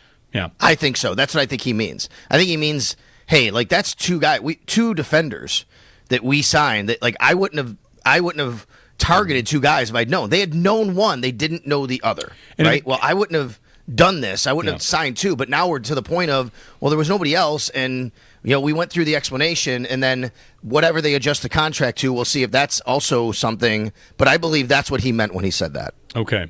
On Michael Hoyt. So here's one. Sal, this one they did know about, and they did sign the guy, 3-year deal, and they knew about his suspension. Hoyt's explanation to me, I feel like we always have to be, mindful that every athlete has similar explanations. But to me, you can tell me I'm a sucker, I'm just buying it hook, line, and sinker. Watching him give his explanation, he comes across as convincing. For sure, and I mean, people can be skeptical, they can be believing. There's a lot of time. These things, when they come down, everybody's going to have their own interpretation of, what the player said, what the reasons were, and a lot of times it just comes down to, your own personality or fandom or whatever, and how you want to believe it. So, they'll go forward here with that, and we'll see how all of this kind of shakes out with how the fans feel about the players and how they all integrate in. But I would say that when it comes down to it in September, it's more going to be people looking at it and go, okay, when are we getting Larry Ogunjobi back? When are we getting Michael Hoyt back? When are they going to fit in? One of the things that happens here is now, so everybody knows, let me just kind of lay it out how it works for everybody. These guys are allowed to be with the team, do everything the team does from now until the 53-man roster. So they are at OTAs, they're at mini camps, they're going to go to training camp, they're going to be involved in everything. They're going to play in preseason games. And then when the 53-man roster is set, they will go on what's called the reserve suspended list. The Bills will get 2 exemptions for them. So the Bills can still keep 53. They will be numbers 54 and 55, but it's kind of like being on IR, basically, is what it is. So the Bills, they'll still get 53 independent of them. They also won't have to count them on their salary cap for those games. So in that regard, they get a little bit of relief, in that way. And then after 4 games, they can start to come back and practice. But after 6 games, they can be activated, and then the Bills would have to obviously make some roster moves to have them a part of the 53-man roster. Which would be week 7. Do you think, Sal, like when I first saw that they were assuming no bye, Joe. Hold on, Joe. Assuming no bye before that, but you're right, yes. If there is a bye, does that count as one of the... That doesn't count for the suspension? No, it's 6 games. It's not weeks. I see. Okay. So it could be week 8 if their bye was early. That's correct. So the impact of this on kind of the roster juggling, more so like playing time, Sal, when I first saw it, I thought, okay, well, like 6 games in September and October, I'm signing these guys to hope, I'm trying to win in the playoffs, right? Late in the year. But it's going to have a trickle-down effect. Like Joey Bosa might be one of these. We had talked about with you, like keeping him fresh and maybe you hold him off on snaps at parts of the year, but maybe even something like that is actually harder now because you just don't have important guys available that you were counting on. Yeah, that's right. And, maybe they'll have to adjust that a little bit. I mean, there's so much that can happen between now and then, though, right, guys? I mean, they're going to go into the draft. They have, right now, I've counted, they have 67 players on their roster, 67. They have to get to 90. At least they're allowed to get to 90, as you know. So that leaves 23 more spots on the roster. But when you look at that defensive end and defensive tackle group, that entire defensive line group, I mean, outside of Hoyt, they only have 4 defensive ends, and I'm counting him as a defensive end. He plays everywhere. They only have 4 defensive ends: Rousseau, Bosa, Epinesa, Solomon. They're going to have to do some work there, even now, between now and then, to get more. I'm guessing that's going to come in the draft. There's still more free agents. There's undrafted free agents. There's guys that they're going to have there. When it comes to defensive tackle, if you take away Larry Ogunjobi, you're only down to 5, and only 3 of them, Ed Oliver, Daquan Jones, and Dwayne Carter, really were players last year. Zion Logan, Branson Dean are also on the roster. So yes, Joe, I think what you're saying is right, but they have time here to kind of get more guys. And my guess is you'll get a veteran or 2 still signed as free agency goes on. Is this a spot where a Jordan Phillips comes back, right? A Quentin Jefferson comes back, something like that. And Austin Johnson, I'm not sure. I'm saying though, those are obviously types of guys that I wouldn't. Whether it's them or somebody else, I would expect people like that to still come in, and then they're going to have the draft and free agency. And then that other stuff will be figured out, Joe, I think, as you get there. You have to treat these guys, as Brandon said, basically like guys that are injured, and they're going to miss some weeks, and they'll be coming back. At least when you can plan ahead, though. Sal Capaccio on the Worcester Hotline. Adam in New Jersey, quickly before the break. Adam. No Adam. So 2 good... can you hear me? Yeah, go ahead, buddy. Yep. All right, sorry. So 2 points I want to make. First off, the main concern that I have with all of this is that these guys are signed, and I don't know, it hasn't come out how long the PEDs, what they've been doing, how long they've been doing. What kind of athlete are we getting once they're off PEDs that they've been taking? And number 2, Jeremy, I disagree, and I know Sal's there. Andy Pettit was looked at because he did HGH. He's not in the Bonds and McGuire Sosa. Those guys did anabolic steroids. Andy Pettit did HGH, which is a little different. That's why he's looked at a different light. All right, Adam. I mean, banned substance is banned substance for baseball. I don't know how you'd make that sort of distinction. But to answer the other part of the question, these guys get drug tested all the time. Yeah. So it's one thing Michael Hoyt tested, I think like up to 6 times in the offseason, I think if I read correctly. Yeah, it's not like Larry Ogunjobi's been doing this for 8 years and Michael Hoyt's been doing it his whole career and just got caught. They get drug tested all the time. So the idea that something went into their system and then it got flagged, that's what happened. Yeah. So, to me, that's a good way to put it. To me, the big picture question here would be, Sal, as you went through how the Bills, they really have no way of knowing this unless the player comes to them about it. That's correct. I wonder if a team, maybe the Bills, someone that's been harmed by this, would could this be an owners meeting or meet in the future where we need some type of system where a team isn't walking up to a free agent and signing him and then a week later find out, he's out for half the year. Immediately the Players Association is going to fight back on that and say, absolutely 100%. Not. And this reminds me of, you're in the housing market and, sorry, you're buying it without an inspection. That's how it's going to work. Yeah, that's a great point. I'll tell you guys, I've talked to people over the weekend about this, and Joe, you bring up a good point, and there are people who believe that that's the way it should be, but Jeremy's right. I mean, you'd get a pushback, NFLPA, there's confidentiality issues. And again, I think from their standpoint, let's remember this, and I think this is a great point someone brought up to me this weekend. If you're a player, and you do get popped, let's say, for this, and you're appealing it and say, I didn't do anything wrong, And then all of a sudden, all these GMs find out that, like, you're facing this suspension, and you're like, well, I didn't do anything wrong, but they're going to not want to sign you, and then what if you're right? And then you cost yourself millions of dollars. Yeah. Right. All right, Sal. Thanks very much. You got it, guys. Sal Capaccio on the Western Hotline on the steroid, or not steroid, but whatever, performance-enhancing PEDs, drugs. yeah. Barry Bonds did a lot of HGH, too. Like, that's a very strange line to draw. Oh, he only did HGH. Oh, okay. I guess. Anyway, thanks for the phone call either way. I wasn't trying to get after Andy Pettitte. It just reminded me that guy tested positive and people didn't get mad.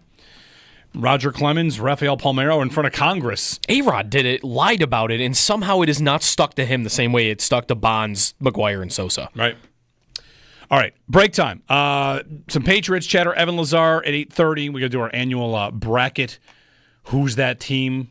Stuff, which we do, this is a good time of year to do it. Also, there's a cryptic social media thing. We do have to get to the social media thing. Other way than what it normally was. That might be worth it. Not Cook. Not James Cook. Not James Cook. He didn't do anything on the weekend. But Diggs did. Yeah. Potential for the funniest thing ever. I don't think there's a lot of potential here, but, we got to entertain the idea. Jeremy and Joe here on WGR.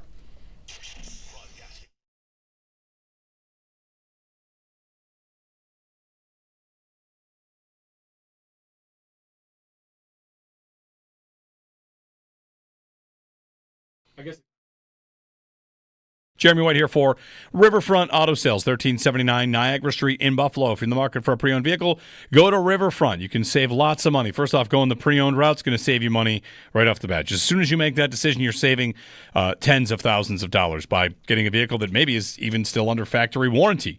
That's something that I did. My latest car we just bought at Riverfront, it's still under factory warranty. You can buy a warranty on top of that.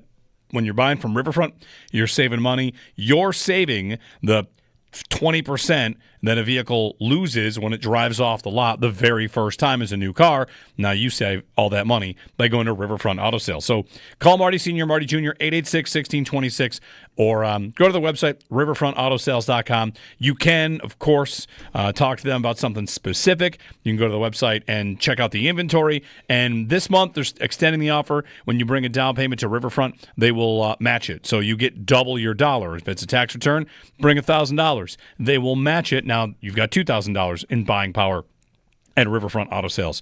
So save money by going the pre-owned route, save money by having them match your down payment, and save money with Riverfront. 886-1626. That's 886-1626. Online at riverfrontautosales.com. You can also sell your car with Riverfront if you want to do that. It's Riverfront Auto Sales, 1379 Niagara Street in Buffalo.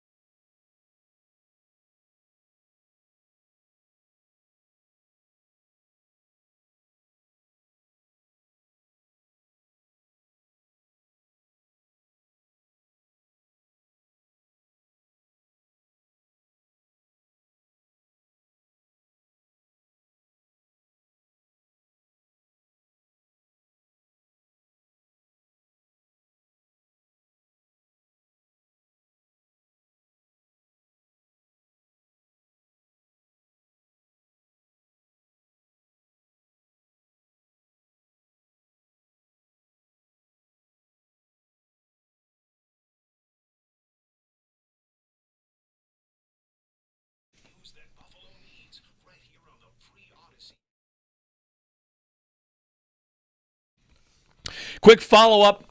It's on the list of just stop freaking out about the salary cap, stop believing it, stop worrying about anything, because most of these deals are lies. Sam Darnold, 3 years, $100 million. It's a 1-year deal. They can get out completely scot-free after 1 season of $37 million. Mm-hmm. 3 years, $100 million. Oh, my goodness. Yep. Nuts. Everything, every NFL report. I wouldn't pay him that AAV. Well, it's probably not that. It's probably a third. Yeah. It used to be half of what's reported. Now we're all the way down to things are a third of what's reported. Good times. Anyway, Sam Darnold, 1 year in Seattle. If it goes well, they can keep it going. If not, they can move on. Except for Kirk Cousins, who I saw with his $10 million roster bonus, now has made $100 million. The most, or dollars. he's made more than Tom Brady in his career. I think he's definitely made more than Brady. He passed Brady this weekend. I think that might be the most all time. I think he's over $400 million for his career. Yeah, he's like the all-time NFL businessman, Kirk Cousins. 803-0550, break time. On the other side, some college basketball. We'll reset our Sabres chatter and Bills chatter as well on what the suspensions really mean. Jeremy and Joe on WGR.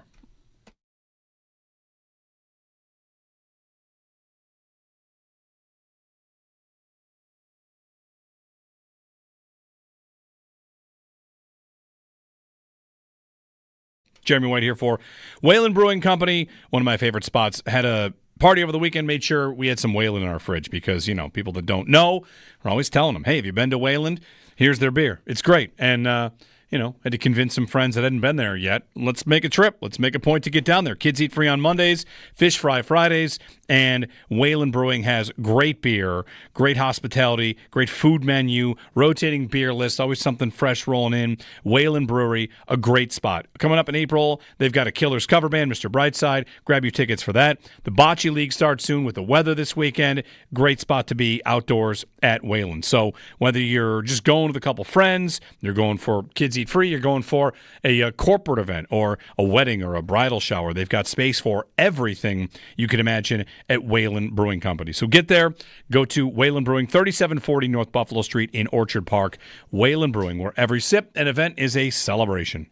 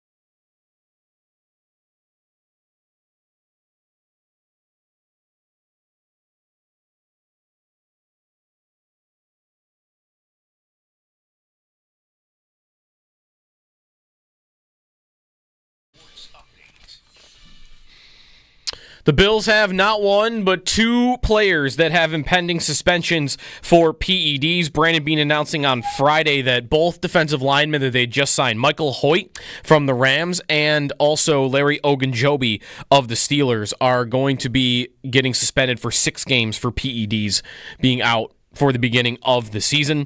They can participate in training camp and all the way through the preseason, but then we'll have to miss the first 6 games of the regular season. To the Bengals, they signed both Jamar Chase and T. Higgins. Chase gets over $40 million per year, which makes him the highest paid non-quarterback in the NFL. Higgins gets lower at $29 million roughly per year on both 4-year deals.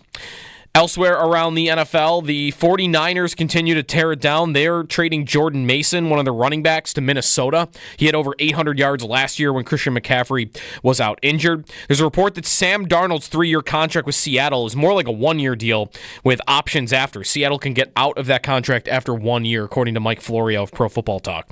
Sabres are in action tonight, 7 o'clock against Boston. We'll have pregame starting at 6 here on WGR.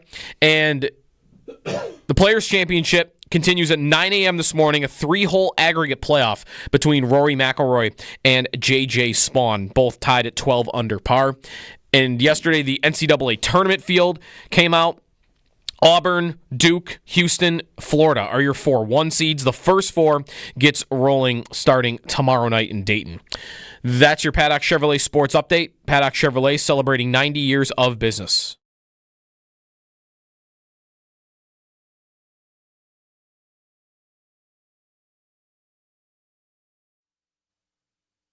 So I had a trainer that I've been working with for the last few years. He's the guy that I had purchased protein, creatine, IVs, multivitamins, all the stuff that athletes normally take. I had everything verified by an independent nurse, that everything was what it said it was, and built up a relationship with somebody that I thought I could trust. You get drug tested all the time in the NFL, never had any issues. Everything was what it said it was. So this is somebody that I thought I could trust. That's where this ultimately becomes my responsibility, because I think as our relationship continued, I think I stopped being vigilant and checking that things were what they said they were. Fast forward to 3 weeks into the offseason, and I received a letter that there had been some form of testosterone in my system. That, I think, was the lowest point of my entire life. You go through like a large range of emotions when that happens, because you feel like it discredits who you are as a player and discredits who you are as a person.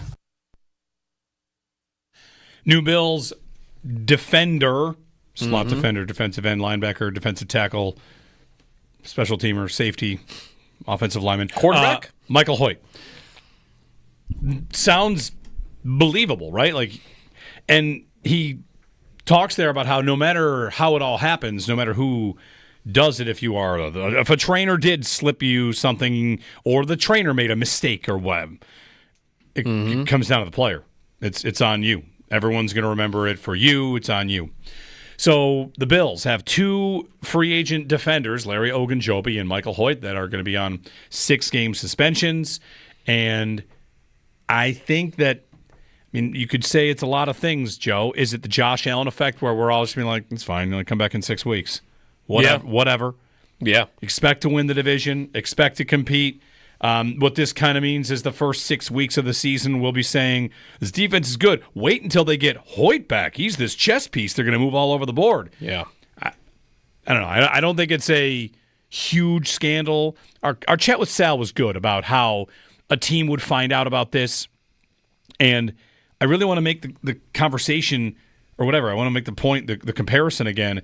It's buying a house while waiving an inspection. You might say, well, these players should have to divulge this if they get information 3 weeks in. And the story is that Michael Hoyt did do that for the Bills. Hey, I'm facing a suspension. I'm going to be open about this. Ogunjobi, it's a different story. The Bills did not know when they signed him. And if you're a free agent, you're Larry Ogunjobi, and you've got teams out there bidding for you, if you tell them, I'm going to be suspended the first 6 weeks of the season, you might not get signed until September. Yeah. You might say it's a selfish thing for a player to do. It's wrong, but... It also might make your team very distrustful of you. Yes. If Beane were to find out, maybe this is part of it. I don't know. He knew. He knew. He didn't tell us. He lied, kind of lied to us, lying in the sense of he withholding information and got us to pay him, and then told us after the fact that would be a player that I would walking in the building I wouldn't trust. But he did tell them before, pen to paper. So agreed to terms. Do we want out of this? And the Bills ultimately looked at the market and who they could get and say, well, it's too late. We've already agreed. Yeah. And let's just go ahead and do this. And I don't know if this even got asked, but did it sound like Hoyt told them? If the process is the same. The agent told them before. Okay. Yes, going in, just a heads up, before we go forward, this is coming. And they still wanted a 3-year deal. Yeah.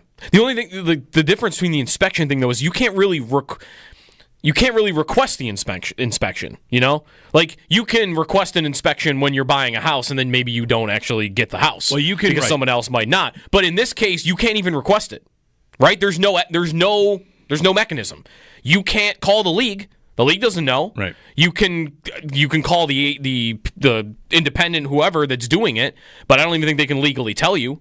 So it's like an inspection doesn't exist. Right, so there's a blind spot. There's a blind spot, and that's where, like, I'm usually pro player rights in every avenue, but in this one, like, when you are the one that is been caught potentially doing something, I think you should forego some of those rights. All right, I mean, I might be a little more pro player here, because if this test happens while you are under contract, you're still under contract. If it happens in the small 3-week window where you are not, that can be a bigger punishment than it really should be. Maybe that's where the problem is that why do I have a letter being sent as free agency is opening?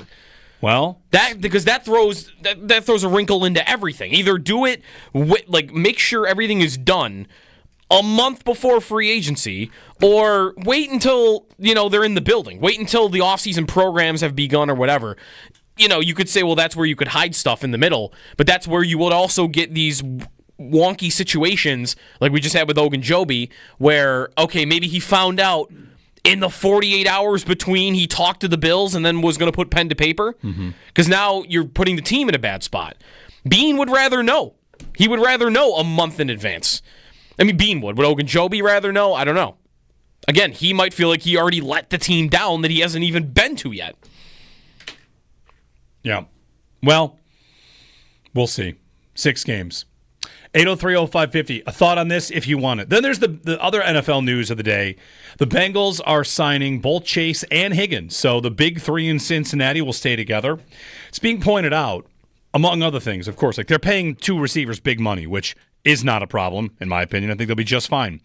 The problem Cincinnati runs into, Victor Williams had the stats on this. He's covers the Eagles and points out that A.J. Brown and Devonta Smith, their AAVs are $57 million combined, and the 2 Bengals receivers are $68 million combined. Okay, now so it's only $11 million? Part of this is the passage of time, but that's a part of this. The Bengals could have done this sooner. They could have signed Higgins to probably a deal like this earlier, or Chase earlier, and letting it go as long as they have makes it more expensive. The passage of time is going to inflate contracts, so the Bengals are paying more than they have to. This is true of the Cowboys. They operate this way. They drag their feet. They end up paying more for CeeDee Lamb and Dak Prescott, and soon Micah Parsons when that time comes. So getting out in front and paying guys ahead of time is a good way to save money because everybody gets more expensive every single year. But the point about can Cincinnati win like this? It's a big question up on like ESPN today. Can the Bengals win with 2 high-priced receivers? To which I'm absolutely of the belief that they can. The Bengals are weird, right? I mean, Burrow starts the season slowly. 5 picks against the Steelers 2 years ago to open the season. They lost to the Patriots and Jacoby Brissett this year. They're always bad in week 1. Yeah, right? They're terrible. They're horrible at the start of the season. Maybe there's some coaching issues. Maybe there's some ownership and some GM issues. But they have these big 3, and these big 3 will give them offensive stability. And to me, the model, there's a lot of different models, right? The Chiefs, well, they said goodbye to a big money receiver and won a bunch. And here are the Eagles, who have 2 top 10 receiver salaries and just won the Super Bowl. So there's a lot of different ways to build it. The Bills right now are kind of bargain hunting receiver and have been for a couple years now. And they can win because Josh Allen's amazing. And they have a great offensive line and overall a pretty good roster. So Cincinnati v. Buffalo is very much a contrasting style, where the Bengals are going to pay two guys what the Bills won't pay one guy until further notice, until they have somebody that's worth it. I do think once the Bills get a guy that's worth it, they will pay, but for now they won't. And then, of course, there's the question, will Stephon Diggs return to Buffalo? Because we have drama on Diggs' Instagram. Listen, it's not actual drama. If you're someone that believes that he was tweeting out cryptic things about leaving Buffalo, then I think by logic you have to believe that he's coming back. If you believe none of it, then you believe none of it. But if you believed his cryptic tweets once upon a time, I think you got to believe it now. So he has posted or reposted all his Bills stuff. All his old Bills pictures, which he had taken down. He had archived them. They weren't up anymore. Now they're back. They unarchived them. They're all up. Yeah. So he brought all his Bills stuff back to his Instagram. Yeah. So it's not, he didn't post new things. No, he didn't even really repost. He just he brought him back to life. For us olds out there, I mean, I have Instagram, but I don't use it as much as you can basically check a box so it disappears from your timeline. Yeah. And he unchecked those boxes to have them reappear. Yeah, you can archive things so that if he archives all his Bill stuff, and 3 days ago I go to Diggs' Instagram and I scroll down, it's not there. They won't be there. I can't see them. He, at some point yesterday or the day before, goes into his own Instagram and decides to unclick all those boxes. And now if I go to his Instagram right now and I scroll down, I can see all of his Bill stuff that was on there originally. Okay, what's the sports equivalent of this?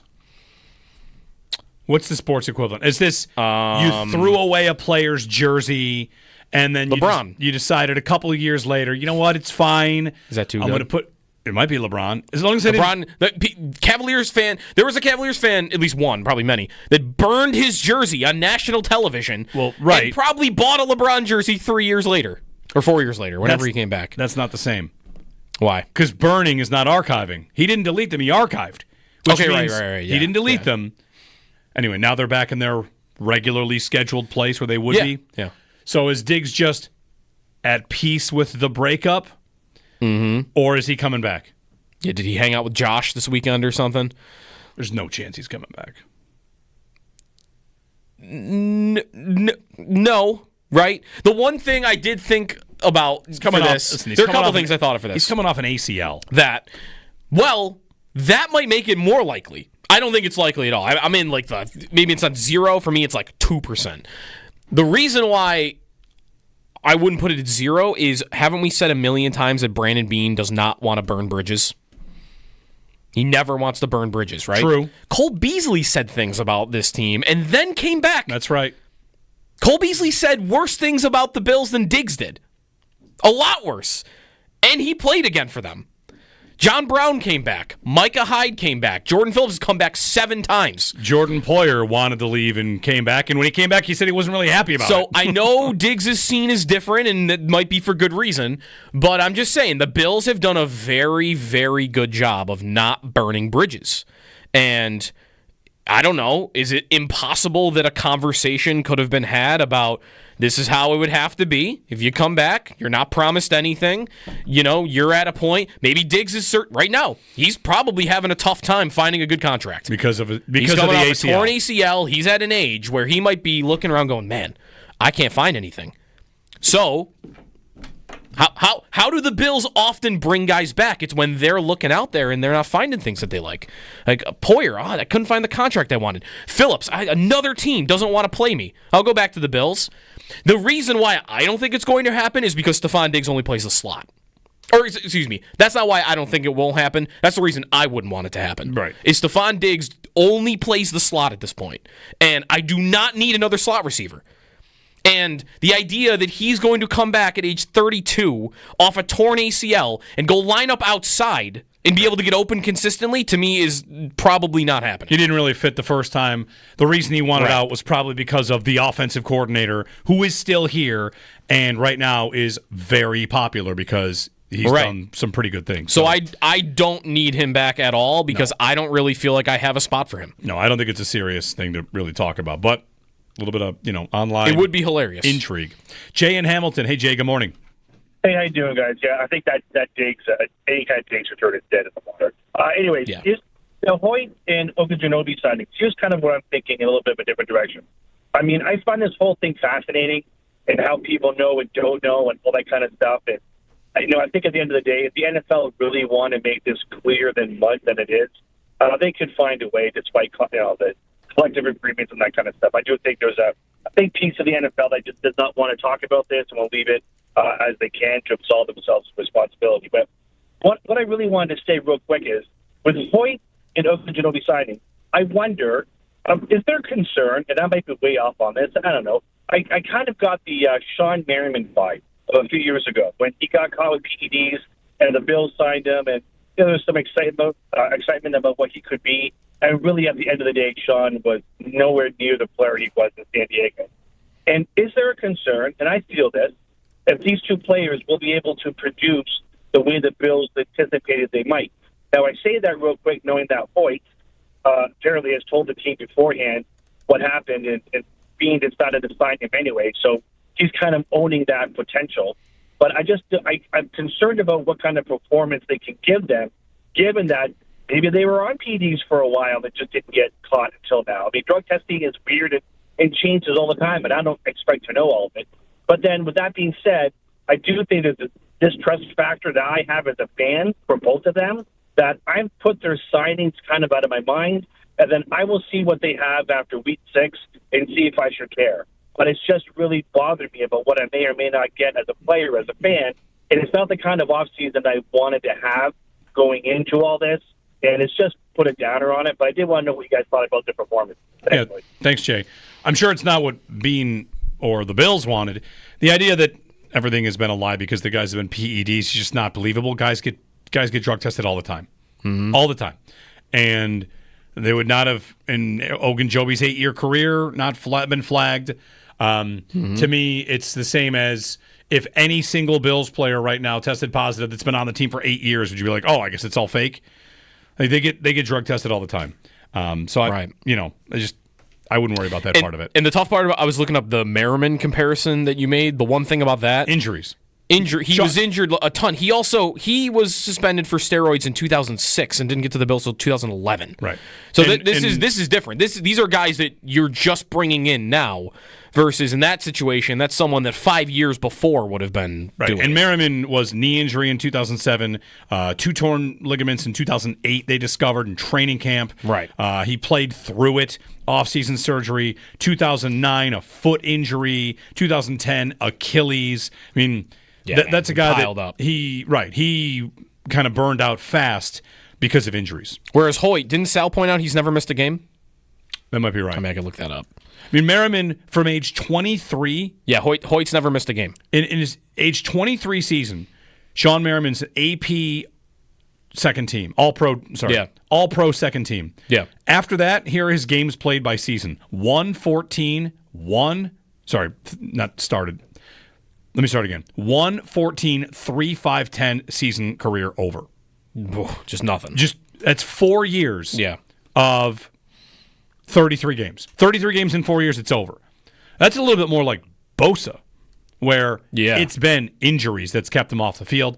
So right now what the Bills have are 3 big signings to their defense, if you want to include like Derek Forrest, the depth safety, who people might like a little bit. But your 3 biggest signings are PEDs, and I hope he stays healthy.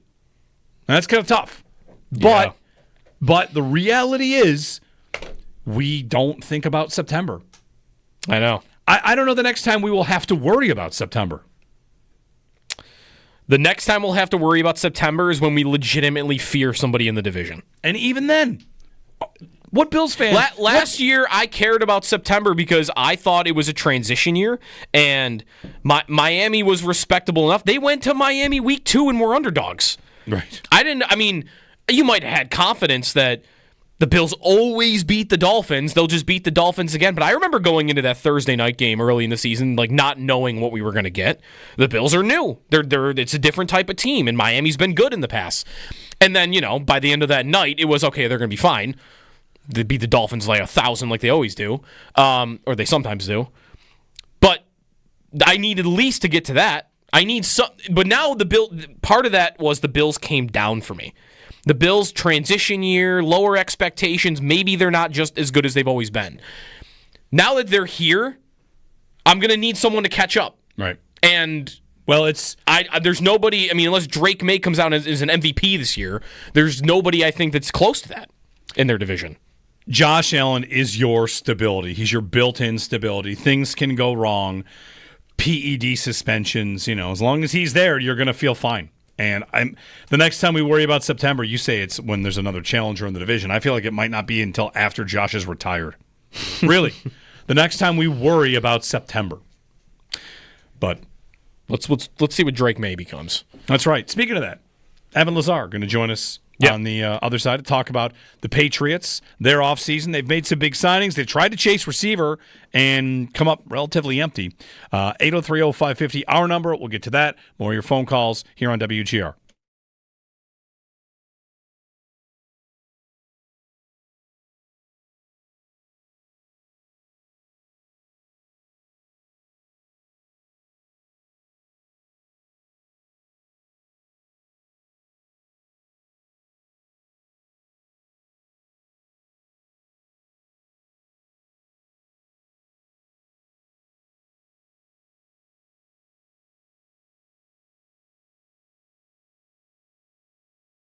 Jeremy White here. Did you know that colon and rectal cancer screening is now recommended starting at age 45? March is Colorectal Cancer Awareness Month. It's a disease that often shows no symptoms until the cancer is advanced, but screening can save lives. Roswell Park and the men at WGR always encouraging you to talk to your primary care doctor about your risk factors and what colorectal screening options are right for you. There are a couple different options. I talked to my primary, got my options, got my action plan, got screened. Visit roswellpark.org. That's roswellpark.org/colorectal to learn more. It's, of course, March, which is colon and rectal cancer screening awareness month. So get to roswellpark.org/colorectal to learn more and act today.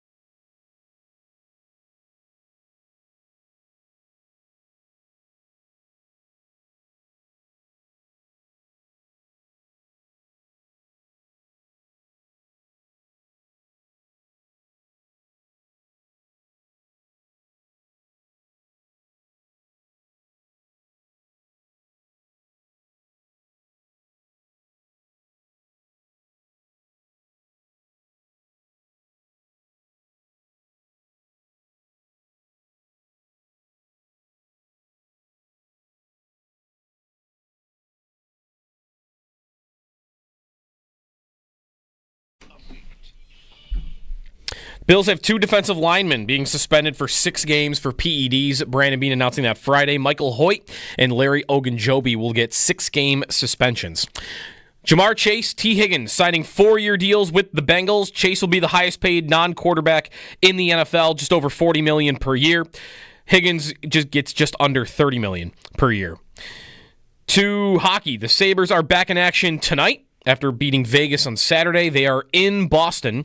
7 o'clock puck drop against the Bruins. We will have pregame starting at 6 for Sabres and Bruins here on WGR.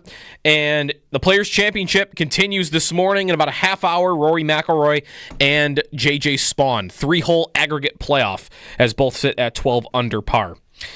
Those are your Paddock Chevrolet sports headlines. Paddock Chevrolet celebrating 90 years of business.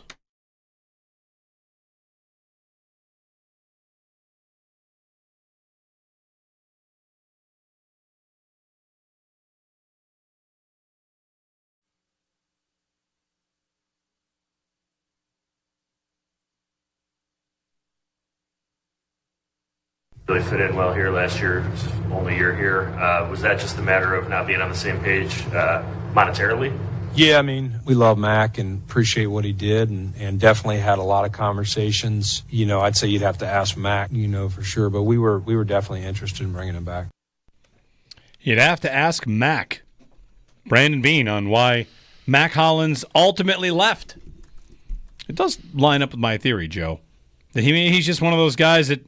He's a football nomad? Yeah. His career has been bouncing all over the place. He doesn't stay one place too long. Everybody loves him. He's that friend of yours that you check and they're in Bali this week. Oh, all right. Did you move there? And then 2 weeks later, they live in Austria. All right. That's Mac Hollins. He's with the Patriots. Joining us on the Western Hotline, senior reporter and host of Patriots Catch-22 at Patriots.com, Evan Lazar joins us. Evan, Jeremy, and Joe, good morning. Mac Hollins among those free agent signings for the Patriots this year. Yeah, he's an interesting cat, huh, guys? Oh my God! I really enjoyed his press conference. Sincerely, I thought it was one of the most unique press conferences that I've ever seen. You know, he walks right up there on the podium with no shoes on and gets right to it, and is just genuinely himself the whole time. So it'd be interesting. I think the Patriots, from their perspective, They kind of needed a culture change in that wide receiver room. Last year it got a little messy at that position in particular, and so I think they're hoping that a different personality like Mac Hollins, an experienced personality, can come in there and be a little bit of a culture shock to what's in there right now. Culture shock for sure. I mean, check out his TikTok, and it's just like daily home improvement videos, and then he's showing up to the games in Muppet costumes. Like opening press conference, you can't believe it's gonna get even stranger from there, but it definitely does with him.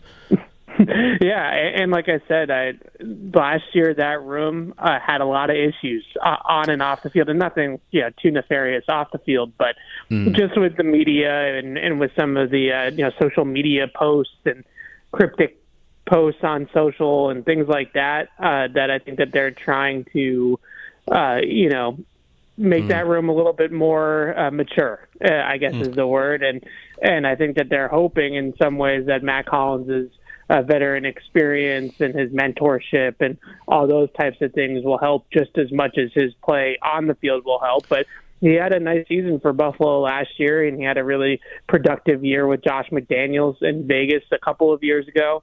So I think they are also hoping that he's going to contribute on the field as well. Evan, with regard to that idea of a culture change, how much is that the big headline for Mike Vrabel coming back home, right? He takes the job, and there are pieces in place. Is optimism high in New England? How big is the job for Vrabel? We're getting there. I would say that the biggest thing right now is after the dust settled from the initial spending spree that they had on the first day of the negotiation period.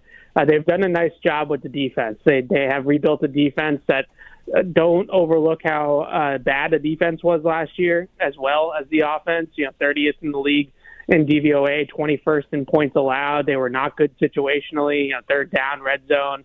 They had a long way to go, and the word I would use is they needed a facelift on defense as much as they needed one on offense. So his first order of business was to put the defense back in order, which I don't think is too shocking given his background on the defensive side of the ball and likely wanting that to be the strength of the team. And so you go ahead, you add some defensive guys, some really big money guys like Milton Williams and Carlton Davis to play outside corner, and Robert Spillane to play inside linebacker, and Harold Landry comes back and reunites with Rabel to play on the edge of the defense. So they went out and signed 4 or 5 starters on that side of the ball and really revamped what they're going to be identity-wise as a defense, as more of an up-the-field, attack-minded defense. Now, with all that, those flowers for what they did on that side of the ball, I think some of that's starting to wear off here a little bit because of the lack of offensive additions. Mac Hollins is a nice piece, but he's obviously not a number one receiver. They still don't have a left side of the offensive line at left tackle or left guard. They just released their longtime center in David Andrews. So they have a lot of work to do on the offensive side of the football, and that's where all of the attention is now, is what's going on with the offense and why the lack of moves on that side of the ball. Right. Is it not for a lack of trying, Evan? Because there was the stuff we read about Chris Godwin and maybe the money they offered him, but I think back years, Ayuk and plenty of names where, I don't know, I feel like I always see New England, even going back to Belichick, in on some big-name receiver, and they just never seem to end up getting the guy to come there. Yeah, it's a great way to put it. There's not a lack of trying. I think they've been in on pretty much every single big-name receiver that's hit the trade or free agent market for 2 straight years, whether that's Calvin Ridley, Brandon Ayuk, DK Metcalf, Chris Godwin, Cooper Kupp, right? They've been in on every single guy. And right now, I think what the biggest issue is for the Patriots is they don't really have proof of concept on the offensive side of the ball that they're going to be able to put a good passing offense out on the field. And there's a lot of optimism league-wide about Drake May. I think that's really their biggest draw right now. But until they go out and have, in the comp that I've been using a lot, is that 2019 Bills season, right, where they go 10-6 with Josh Allen and make the playoffs and show a proof of concept that they're going to be turning things around in Buffalo, and the next year they go out and get Stephon Diggs. So the Patriots might be a year away from that splash move at wide receiver, which means that they're probably going to have to at least upgrade the position a little bit in the draft to give Drake May a chance to have that kind of year. But I think that's where we're at right now, is go out there this year, be more competitive, be closer to a 500 football team, put an offense out there that people can respect and people will want to play in, and then in 2026, maybe you can go out there and land your big fish. Evan Lazar on the Patriots here. Who's the favorite at the 4 overall pick? I would say right now that everyone's just crossing their fingers that Travis Hunter is going to be there at 4 overall. I don't know if that's going to happen. Obviously, you need 2 quarterbacks to go in the top 3, and Cam Ward and Shedeur Sanders to make that happen. But I just mentioned wide receiver as this glaring need on this team, and I think there's a lot of support around the league for Travis Hunter potentially playing more wide receiver than maybe some expected him to play. So if he comes in here, and I would expect him to play a lot of wide receiver for New England, I would think that that's where they're going to want to start him at least, and then maybe transition him to more of a 2-way role. But if it's not Travis Hunter, that's when it gets extremely interesting. I think there's 4 or 5 guys that you can make a really interesting case for, but the one that I keep coming back to is how glaring a need their offensive line is, especially at the left tackle position. But really all 3 spots I mentioned earlier on the offensive line need filling. So whether it's Will Campbell, whether it's Armand Membu, one of those 2 guys at the top of the draft to pencil in there at left tackle, I think is a safe second bet if Hunter is no longer there. If Hunter is there, I think I've seen Vrabel talk about this already a little bit, is because he played a little bit of both sides of the ball in his NFL career, is there a belief that even if it's only certain packages, that he would let Hunter or want Hunter more so to be involved on both sides? Yeah, I think that's fair to say. I think one of the favorite, in the short time that I've gotten to know Vrabel a little bit, one of his favorite things to do is to brag about the touchdowns that he caught from Tom Brady. Yeah.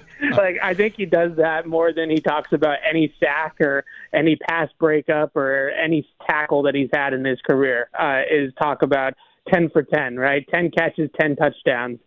Playing in that goal line tight end package. So it's a little different when you go on the field for one play at a time like Vrabel did. And I don't know if that's exactly what they would have in mind for Travis Hunter, but I just know being at the Combine and talking to them, Elliot Wolf, their head personnel chief, EVP of player personnel is his technical title. And he told us that they actually wrote up 2 different scouting reports for Travis Hunter, one as a wide receiver and one as a cornerback. And there's a lot of reporting that they see Travis Hunter as the best wide receiver and the best cornerback in the NFL draft. So, again, I think their need at wide receiver is so glaring, and their need for just infusion of playmaking on the offensive side of the ball is so glaring that with Christian Gonzalez and now Carlton Davis at corner on defense, that they probably feel pretty good about their corner tandem. And I would expect that Travis Hunter, if drafted by the Patriots, would be drafted to primarily play wide receiver. All right. Evan Lazar on the Patriots, Patriots.com. Evan, thanks so much. Anytime, guys. Yeah, we'll talk again in the future. Hunter makes sense. This might shock you. If I was a Patriots fan, I'd be choo-choo, blasting that. Get Drake May a guy. Get him somebody. And they've tried. Yeah. And nobody wants to really go there. It's like offensive Siberia. It really is. I hadn't thought of this for him, but it really is the spot that he should undoubtedly play receiver than the others. Like, wouldn't you think he plays more corner anywhere else? New England gives him the chance to be. But maybe New England, he's a full-time wide receiver, and maybe we don't really even see him much at corner. Going through the top picks, Tennessee, Cleveland, the Giants, Jacksonville. Definitely not Jacksonville. Jacksonville does not need a receiver. No. But New England, if they draft him, I'd expect he's a top fantasy pick maybe because you would think he's playing receiver. They're probably also going to draft one of these older guys that are left, right? Cooper or Diggs. Maybe. Are they going to overpay? He mentions, Evan, when the Bills, they go 10-6, Allen kind of proof of concept. Now Diggs was willing to come. Diggs even said that, right? 2019 at the trade deadline, the Bills wanted him, and he went, I don't know yet. And then he saw the rest of the season. 2020, Diggs okay, I want to go there. What happened before that, though? They overpaid John Brown and Cole Beasley and got told by, people in the media that, this is why the Bills stay. Didn't someone have this take? This is why the Bills stay bad? Because they're overpaying free agents like John Brown and Cole Beasley.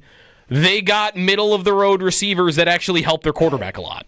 And New England, I don't even think, has the middle-of-the-road receivers right now. But maybe they would think that's older Cooper or older Diggs. I'm so tired of people sleeping on Keyshawn Butte. I've got him in some deep dynasty leagues, and I think he's good. Mario Douglas. Him too. And Kendrick Bourne. Speaking of old free agents, I got an idea for you for the Bills. Ready? Free agent idea of the day? Free agent idea of the day. I thought we were done with this. There's not many players left. No. Of the top 101 players, 25 are left. Greg Rosenthal, NFL.com. Okay. The best free agent available, he says, is Amari Cooper. No thanks. Asante Samuel Jr., Aaron Rodgers, Cam Robinson, Steph Diggs, Tevin Jenkins. And here's one, number 34. You tell me if it makes more sense today than it did 5 days ago. Mm-hmm. Calais Campbell. Yes. 39. It does he make is more sense. 39 years old. But he's still good. He's still good? Come on, let's do it. Let's go. And if you're not that good, we got help coming in week 7. I'll look at how much he did this last year, but for his career, he plays both inside and on the edge. Calais Campbell. So he almost kind of could fill in for both Ogunjobi and some of the things Michael He's a good idea before these PED suspensions. He creates havoc. He's good. Yeah. 39 years old in September. But come on now. Yeah. He played last year inside and outside. More on the inside, but he played both.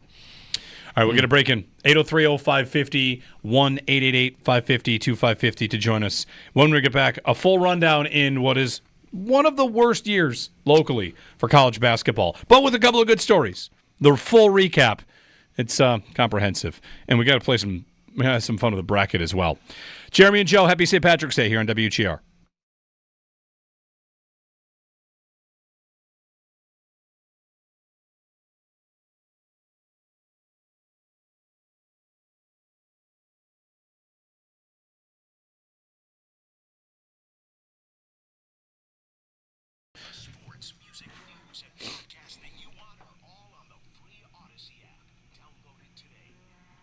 Jeremy White here for FanDuel Sportsbook, official partner of WGR.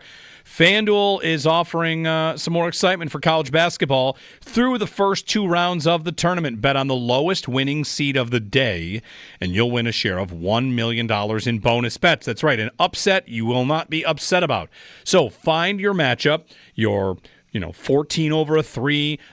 FanDuel is the best place to bet the tourney, and you can bet everything from the spreads, the money lines, and team totals. Visit FanDuel.com/white and download. In March, anything can happen, and that's how it works, though. If you bet the lowest winning seed of the day, you and everybody else that bet that lowest winning seed of the day wins a share of $1 million. So go to FanDuel.com/white to take part. 21 plus and physically present in New York. Opt-in required. Winning pre-live moneyline wager on lowest seed required. Each $1 million jackpot to be split equally among all eligible winners. Bonus bets are non-withdrawable and expire 7 days after receipt. Restrictions apply. See terms at sportsbook.fanduel.com. For help with a gambling problem, call 1-877-8-HOPE-NY or text HOPE-NY.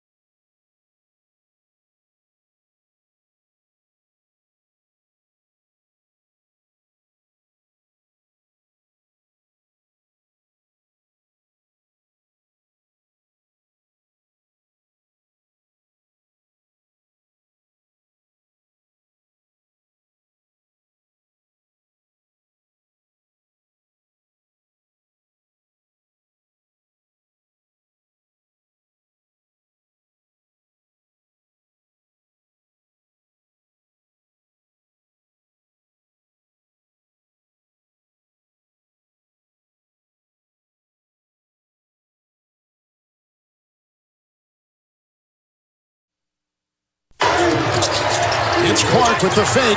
Anderson on him. Jackson with the three. Way off. Rebound tap. Volleyball. It's picked up on the play by Jalen Haynes. Gets by Jackson. Drives. Feeds. Anderson three. Out. Rebound. Fought for. Diving. Collected. Bamisiel zeros. It's over. I'm not sure it's over, Kevin. The officials have now told both teams. Well, they're trying to get the administrators and or are they going to say it's over? Zeros on the clock. All right, it was indeed over. Kevin Harlan. It's Kevin Harlan's season. Yes, it is. Get ready. College basketball. The Selection Sunday show went, hey, everybody, remember Syracuse basketball? I remember. I don't know what that is. Grandpa, tell you a story. I'll talk about it. Listen, I've got the rundown of local college basketball and some success stories and some not so successful stories. Say not many, though, right? No. St. Bonaventure going to the NIT, hosting Kent State tomorrow at 7 at the Riley Center. Nice. Nice? Yep. Not bad. Damon was undefeated and lost. Did they lose? They lost. Oh. They lost in the tournament, their first loss of the season, but a great season for Damon. Yeah. They beat UB early in the season. Villa Maria got into a title game. They lost the title game, but that was this weekend as well. Okay. And then the not-so-successful local stories. Bonaventure, again, NIT. Nice work. Fine. Yeah, good. UB went 9-22. Yeah. Didn't make the MAC tournament. Niagara went 11-20. And Canisius went 3-28. I don't think either of them also made their conference tournaments. Syracuse, dead. The worst year. I mean, what? I remember college basketball. I remember. Syracuse has made the Final Four a couple times since joining the ACC. When was the last time that happened? Probably like 5 years ago. 5 or 6. Might be 7. I mean, years bleed together now, but... Yeah. They beat Virginia on Easter Sunday, and Kevin Harlan said back from the dead on Easter Sunday. Mm-hmm. That happened. They lost to North Carolina in the Final Four once. They made 2 Final Fours as not that good of a team. Mm-hmm. But, yeah, it's great. It's great. Basically, Syracuse basketball life, this is how I'll boil it down, has sucked since they joined the ACC. That's it. The season's not fun. They don't win anymore. They finished 9th in the ACC all the time in a good year. Yeah. It's terrible. It's awful. Is what it is. So what, they're just not good enough for the conference? No, not anymore. They're just not good. It stinks. ACC, everyone was mad. The thing everyone was mad about was North Carolina getting in the tournament yesterday? Over West Virginia. Yeah. I saw Bracketology had, out of 119 simulations, West Virginia made it in 119, and North Carolina made it in 27. And they put North Carolina in. Tough. Yep. 803-0550. We'll play our own bracketology game. It's time to remember the obscure team names that we would have been quizzed on 365 days ago and forgotten. We'll guess Wildcats a series of times. Wildcats, Bulldogs, Tigers. You know. It's Florida Gulf Coast. The Florida Gulf Coast. They were Dunk City. When they were in the tournament, they won this year. Yeah, okay. Elite, Josh says elite names. All I know is they're Dunk City. Remember they beat Georgetown? They were a 15 and they had like 9,000 alley-oops in one game. Why doesn't college sports go the same way of minor league baseball and be like, this year it is Florida Gulf Coast, Dunk City? We're Dunk City. Yeah. Yeah. Yeah. We'll play the game. 803-0550 on WGR.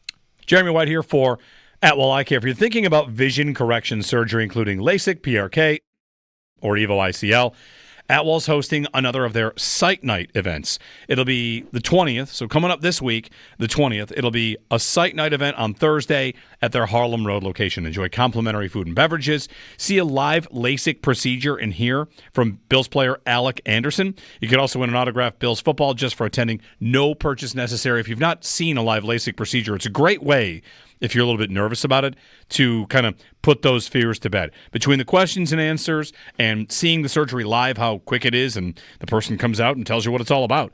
So Site Night will be March 20th. That's Thursday at Atwell Eye Care's Harlem Road location. You can RSVP at atwelleye.com. Atwell Eye Care is who I trust for my family, the official eye care of the Buffalo Bills. Sign up, register online at atwelleye.com, and get to Atwell Eye Care's Site Night Thursday, March 20th at their Harlem Road location for Site Night with Atwell.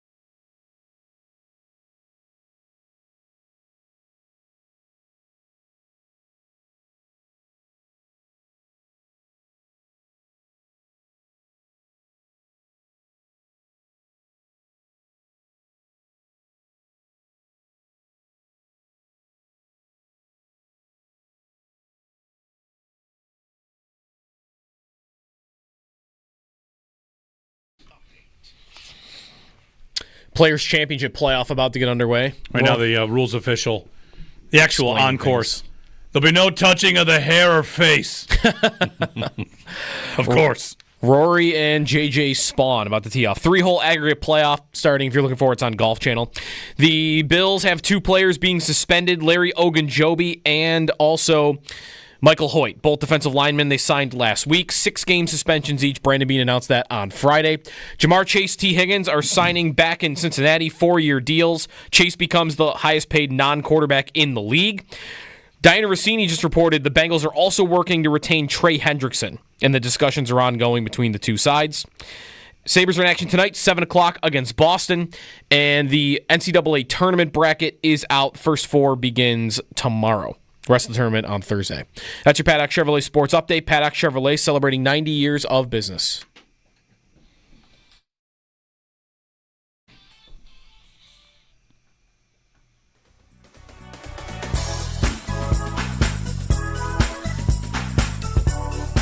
All right, well, playoff golf on a Monday morning at 9 a.m. We're going to have to bring out the green carpet and talk fashion. Rory's on the tee at 16. 16, 17, 18 at Sawgrass. You could not do better for 3 consecutive holes in the world of golf. Beautiful. Rory going navy top, a pullover, not a quarter zip pullover. He's been going pullover all week. Sand-colored pants, white hat, stripes his drive. I feel like we're not allowed to give play-by-play, but watch the golf with Jer and Joe. To me, sounds like he just fell out of a sprinkler head there? Okay. Nearly landed in a sprinkler, cost him about 5 yards. JJ Spawn wearing the same colors, basically. Same colors. The difference is blue hat for Spawn, white hat for Rory. And he went quarter zip. He did. Quarter zip with one of those little outlined pockets on it. Yeah. It looks like it's weatherproof. Yep. So Spawn's about to tee off 16, 17, 18. Are these are extra outfits these guys bring, or are they repeating? Boy, that's a great question. I would love to know the answer to. One thing happened over the weekend. This has happened before, and it should literally never happen in the history of golf. 2 guys wearing the same shirt because they're both under contract with Nike or whoever. Yeah. It just never happened. Who was that? Fowler and someone? Spawn finds the rough. Uh-oh. On 16. Should cash out on Rory right now. This is hot. This is good stuff. Yeah.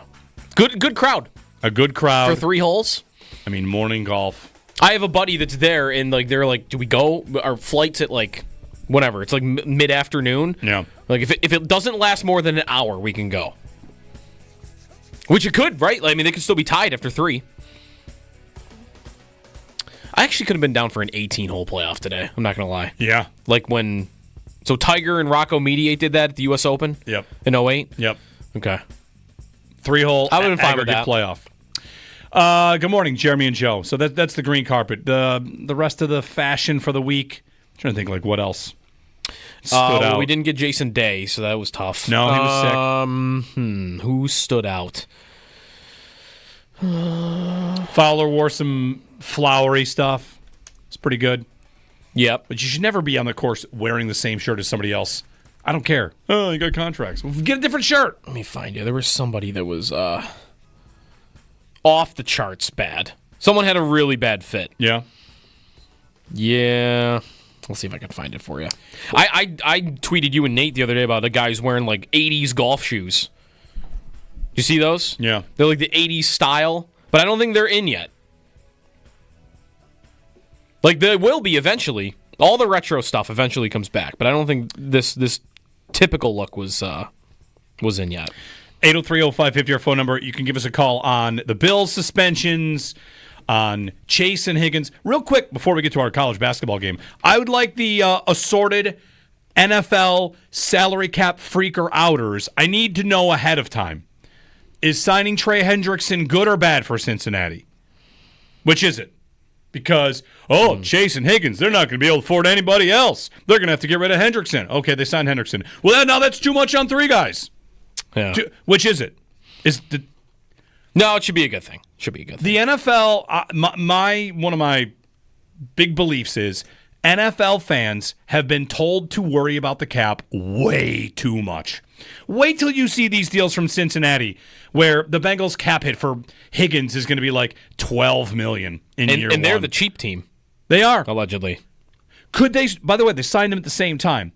Very reasonable question to ask.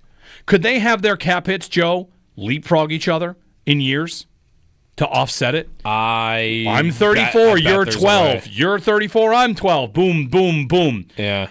They signed this 2 guys on the same day. Yeah. These 2 big contracts. These Chase, who they're very far apart, done. Higgins, franchise tag. He tweeted out the cap emoji because they're lying about it. Boom. Same day, both of them. The owner paid up. Big money. Yep. Big guarantees. Did he do void years, though? Did they do void years? Brown and Smith in Philadelphia, they have 4 void years each on their contracts. And some stats on this. Do you know what NFL defense was the cheapest in the NFL last year? What team spent the least on defense in the entire NFL last year? Well, I got to think. Why? Is it Philly? It's the Rams. Oh, right, yeah. And what did their defense have? A couple of good young studs. Their defensive line was like Verse and like all the new young guys they brought in were awesome. Do you know who spent the most on defense last year? Who? Pittsburgh. Oh. How far apart were those teams? Not that far. You could argue by the end the Rams were better. Definitely. The Rams made it. I think actually they were. The Rams made it farther. Yeah. So anybody trying to tell me, oh, wow, how are the Bengals going to get other players? The answer is you're going to draft. Their team identity is forged. Burrow and these 2 studs, they'll have a sick offense the entire time, if they're healthy, and they'll try to draft better defensive players. They'll supplement here and there. Every team's going to pay big money players. The cap's about to explode. So many people are so worried. Oh, I don't know about the cap. You're fine. You'll be fine. Mm-hmm. If Cincinnati had gotten into the playoffs last year instead of Denver winning on a tiebreaker, there might be a different tune. And those guys actually might be making more money depending on what happened. They'd have to have beaten the Bills, which, I don't think they probably would have given up 40. Probably. I mean, the Denver defense was good and the Bills lit them up. And they probably would have scored 38. Yeah. It would have been a fun game. Yeah. Well, it should have been very back and forth. Unless, would the Bills have played it different? It would have been really stressful. Yeah. 803-0550, 1-888-552-550. Before we play some college basketball, bracket busting, remember some names. Let's get to Mark in Hamburg. Hey, Mark. Hey, guys. How you doing? Quick questions here. With the Buffalo Sabres, do you feel that next year will be better than this year? Do you think Adams' job is on the block? Do you think Lindy should or will return? And what's your opinion on the moves we've made with Cousins? I feel we haven't brought anybody in as a fan to get excited about. I'm not going to say they gave up, but what do you guys feel needs to be done to pack the seats and for us to become a winning team, whether it's new coach, new GM, or maybe the sale of the team? I'll hang up and listen. Thanks, Mark. I think Lindy not coming back is very possible. I think Kevin Adams certainly looks like he's coming back. The 2 questions to me, though, about whether Lindy is here is, 1, is Adams still the GM?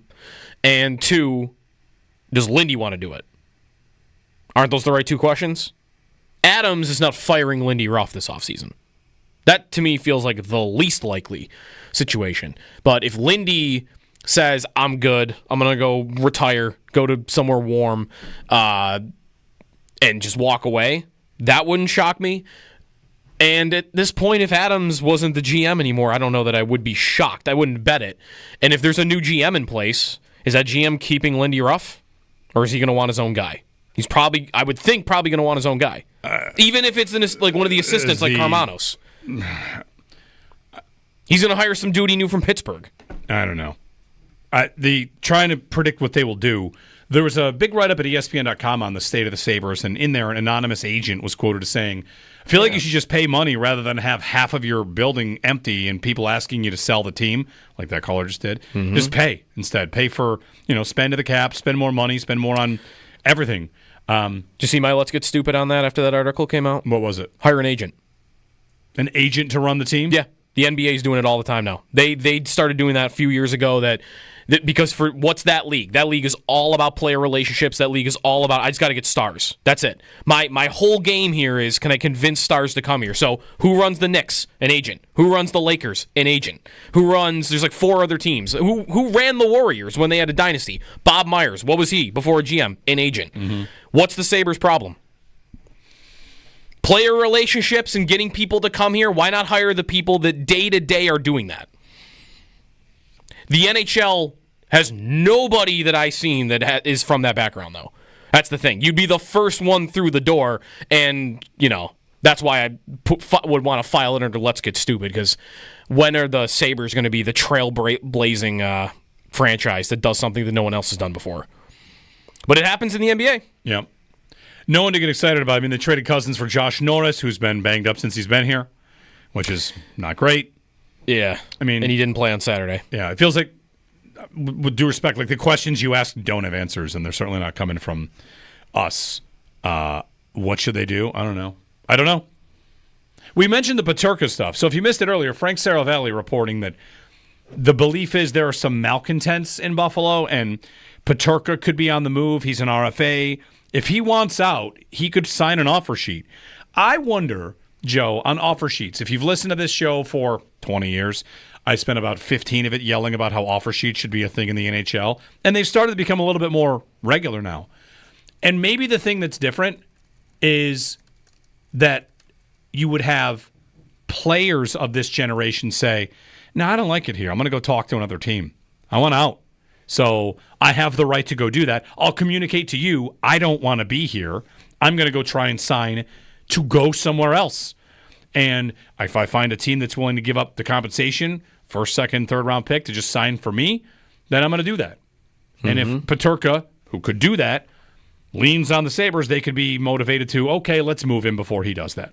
Let's make sure we get a player. Then again, when Peterka does get moved like that, he would have to sign with that team. So, yeah, like with Peterka, I think the smoke is totally real. I told you weeks before the reporting on it, that I had heard the conversation that I had led me to believe that Peterka's not one of their guys, in finger quotes.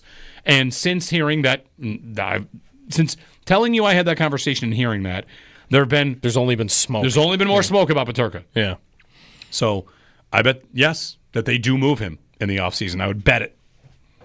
Anyway. Someone in the chat just pointed out there is one GM in the NHL that was an agent, Bill Zito, the Panthers GM, the guy who just won the cup. He was hired in 2020, and he, for years, was an agent. There you go. Yeah, the list of his, you go to his Wikipedia page, his sports agent section is longer than his team management section. So I guess there is one team that's done that already.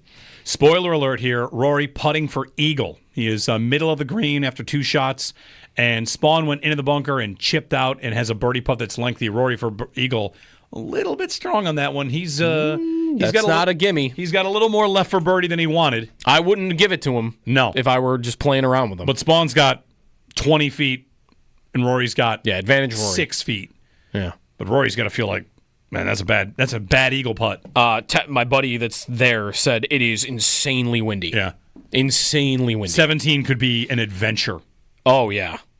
Spawn nearly put his second on 16 in the water. But 17 could be, and 18 could be an adventure. I mean, the water's all up the left side. And if you watched this yesterday, so 18 is crazy because the whole left side is water. And Spawn yesterday, he almost got in trouble because he went away from the water, but then he hit it into the pine straw. I thought he was toast when he was in that pine straw. It's funny that 17 gets all of the attention, or almost all the attention, but the finishing holes of 16, 17, 18, think about it. 16, if you are one to miss right, that water's all up the approach. If you're one to miss left, that's the tee shot on 18. Now, you have to be able to hit it straight. Like for the amateur that plays this course, these 3 holes are terrifying. Staring at so much water. So speaking of NHL GMs as former agents, Owen's been yelling at me that also Kent Hughes is one of them. There's another one? There is 2. Montreal? He used to represent Vinny Lecavalier, Patrice Bergeron, Chris Letang. Okay. Hire an agent. I'm in. That's my new idea. Pair of birdie putts here coming. Let's play our basketball game. Yes. Let's remember the names of the schools that we forgot also, a year ago. I just got to hear the CBS music again. This ain't it. This is not the CBS music, but this is if anyone's a fan of SNL. This is NBA. Round ball rock. Yeah. This is the NBA. It's blasphemy. We can't do it. Yeah, we can't. We can't do it. Come on. It's college basketball. Yeah. We need right, but this is... If we were playing hockey now. trivia, I wouldn't play the Monday Night Football theme. Blasphemy. I love the CBS trivia or music. I mean, it's a great song. And NBC NBA is back next season, right? What's that? And NBA on NBC is back next year. Mm-hmm. But, by the way, if you heard Charles Barkley recently, every time he's on now, he's so mad that they're going to be simulcast on ESPN next year. He's taking shots. He's just trying to get fired. He really is. He is really trying to get fired. He hates ESPN. And if you don't know, they sold the Inside the NBA rights to ESPN. ESPN's not producing it, but it would be going over the air on ESPN. So, Rory for birdie in a one-stroke lead. Here we go. He just backed off. He just backed off? He backed off. He doesn't want it. Bam. Birdie. Advantage Rory. -1. Spawn about 2 feet for par. All right, let's go. Ready for college basketball. Who are these teams? The tradition unlike any other. So this year we have one team out of this whole list that is a single-digit seed. Everyone else is 12 or lower. Okay. Just so you guys know going off the bat here. So we're going to start with the play-in teams. We have Alabama State. Aggies. The Blue Tide. They are the Hornets. All right, the Hornets. St. Francis, PA. The Friars. Oh, that's good. The Saints. The Red Flash. Wow. Hornets and Red Flash. This is good so far. All right, here's another one for you. Not even close. American. Outlaws. No, wait, sorry. American that's a soccer organization. University. Screaming Eagles. Close. Oh, all right. He gave me a hint there. Is it just Eagles? Yeah. Oh, okay. The American Eagles. That makes sense. The American Eagles. Wait, all this copywriting in sports team name, they don't have a problem with the clothing brand? American Eagle? Yeah. It's the plural, though, so it's Eagles. Still. It's a great question. Mount St. Mary's. This one's on the nose. The Saints? The Marys? A different word in the name is on the nose. The Mountains? Mountaineers. Correct. Mountaineers. Wofford. Oh, Wofford. The Terriers, right? Terriers. Wofford? Is that how I think it's Wofford. All right. You know they play in Spartansburg, South Carolina. Everybody knows that. I would have guessed like Massachusetts for them. Lipscomb. Chanticleers. Wait, someone is the Chanticleer. I know, they? yeah. They are not in the tournament this year. Lipscomb. The Bats. There is a mascot that is near and dear to our hearts with this team. The Buffaloes. Close. The Tigers. The Bisons. Bisons. There it is. Lipscomb Bisons. All right, Do we have to root for them now because of that? I think we did that last year with the Howard Bison. That didn't go well. We have Omaha. They're the Omaha Lancers. Omaha Productions. Lancers. No, Lancers. The Mavericks. Who are the Omaha Lancers? UNC Wilmington. Braves. He sounds confident. No, Eagles. No. Another football team though. I used to know this. It is a Seahawks. Football mascot. There it is. Seahawks right there. Okay. I just thought on the water. That made sense. I like it. We have High Point. High Point? Mountaineers. We got another Mountaineers. Incorrect. Okay. Panthers. The High Point Panthers. Where's High Point?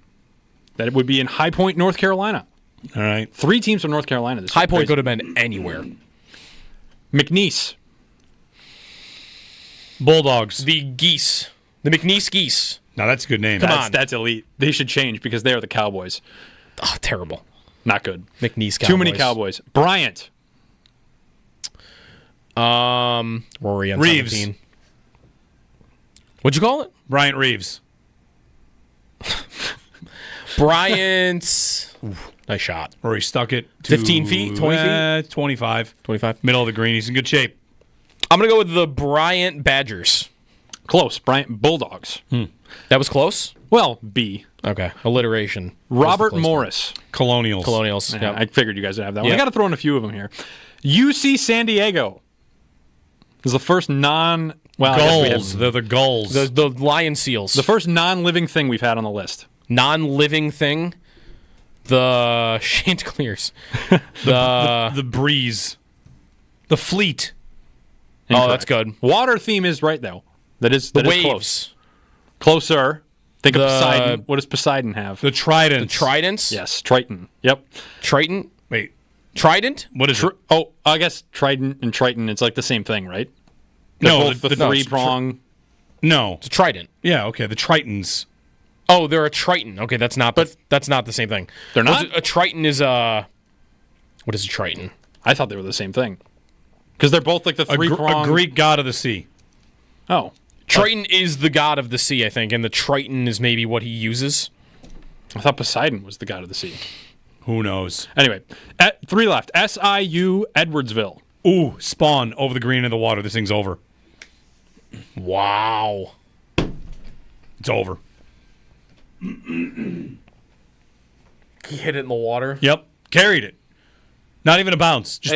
He might as well. It's over. He might as well concede right now. Well, I mean, 18 stuff. I mean, Rory stuff could go wrong, but he's going to need really wrong. He's got to win. He's going to have to win 18 by 3 strokes. I know. Right. He's looking to be down. He's going to have to at birdie least and 2. need Rory to double. It's so over. Let's see this shot. Oh, I think he carried. Imagine going to sleep, like to play. It's over he carried it. Imagine building up to this day. It's like this is the biggest day of his life in golf. Yeah. And in 20 minutes, it's over. Can't relate. That's every time I play golf. Here we go. It's going to be big. I'm going to play so well. Second hole. Oh, cool. The good news is he only has to play one more, then he gets to leave. Yeah, it's true. SIU Edwardsville is the Jazz. I don't know. The Scissorhands. Edward Scissorhands. Edwardsville is the salary cap Warriors. Nope. Cougars. All right, this is your one single-digit seed. St. John's. Oh, the Red Storm. Oh, okay. I figured you guys would have that, but I don't. I want to give you another softie. And then the last one, Montana. Is Patino Grizzlies. Patino's the coach of St. John's? Yes. Look at you firing with the Grizzlies. Grizzlies, yes. There you go. That's your obscure team names this year. Patino. Very good. Thank you. Well, now that it's kind of over. That's kind of lame. I mean, he's hitting from the drop zone. If he gets up and down for a bogey, he's down 2. Mm-hmm. And if Rory makes his putt and he gets up and down, he's down 3. Like, I was giving Rory a par there. Look at Rory just out for a nice stroll. Nice to come back on a Monday morning, win the Players' Championship. He couldn't possibly blow this one. I mean, it really feels like he couldn't possibly blow this one. Right, he could 2-putt from 6 feet all he wants the rest of the way, and he's fine. Long as he just no 4-putts. Just don't put it in the water on 18. All right, we'll get a break in. This thing's going to end quick. Rory is in. He's got a death grip on this Players' Championship. Up 1 stroke on the green on 17. Spawn hitting from the drop zone after carrying 17. Shot it in. It was into the wind and splashed. Not even hit the green. How embarrassing! It didn't even bounce off the green. No, just flew it. Wait, when you hit it in the water, you didn't hit the green? No, one of them was a shank. Just horrible. Okay, so it went straight in. Horrid. But I'm not on the PGA Tour. It's a tough shot. All right, we'll get a break in. 803-0550 on WGR.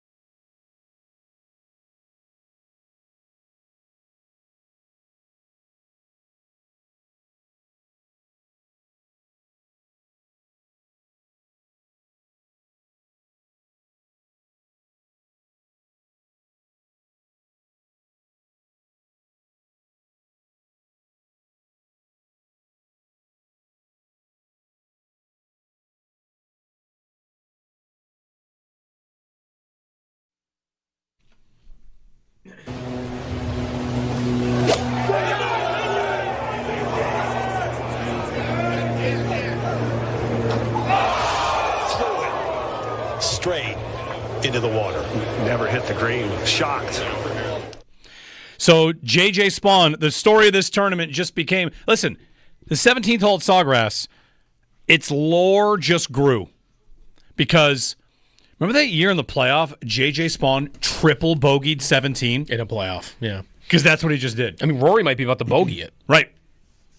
And gain 2 strokes. Yep. That's crazy. Rory has a 4-stroke lead before taking this putt with 1 hole left. Yeah.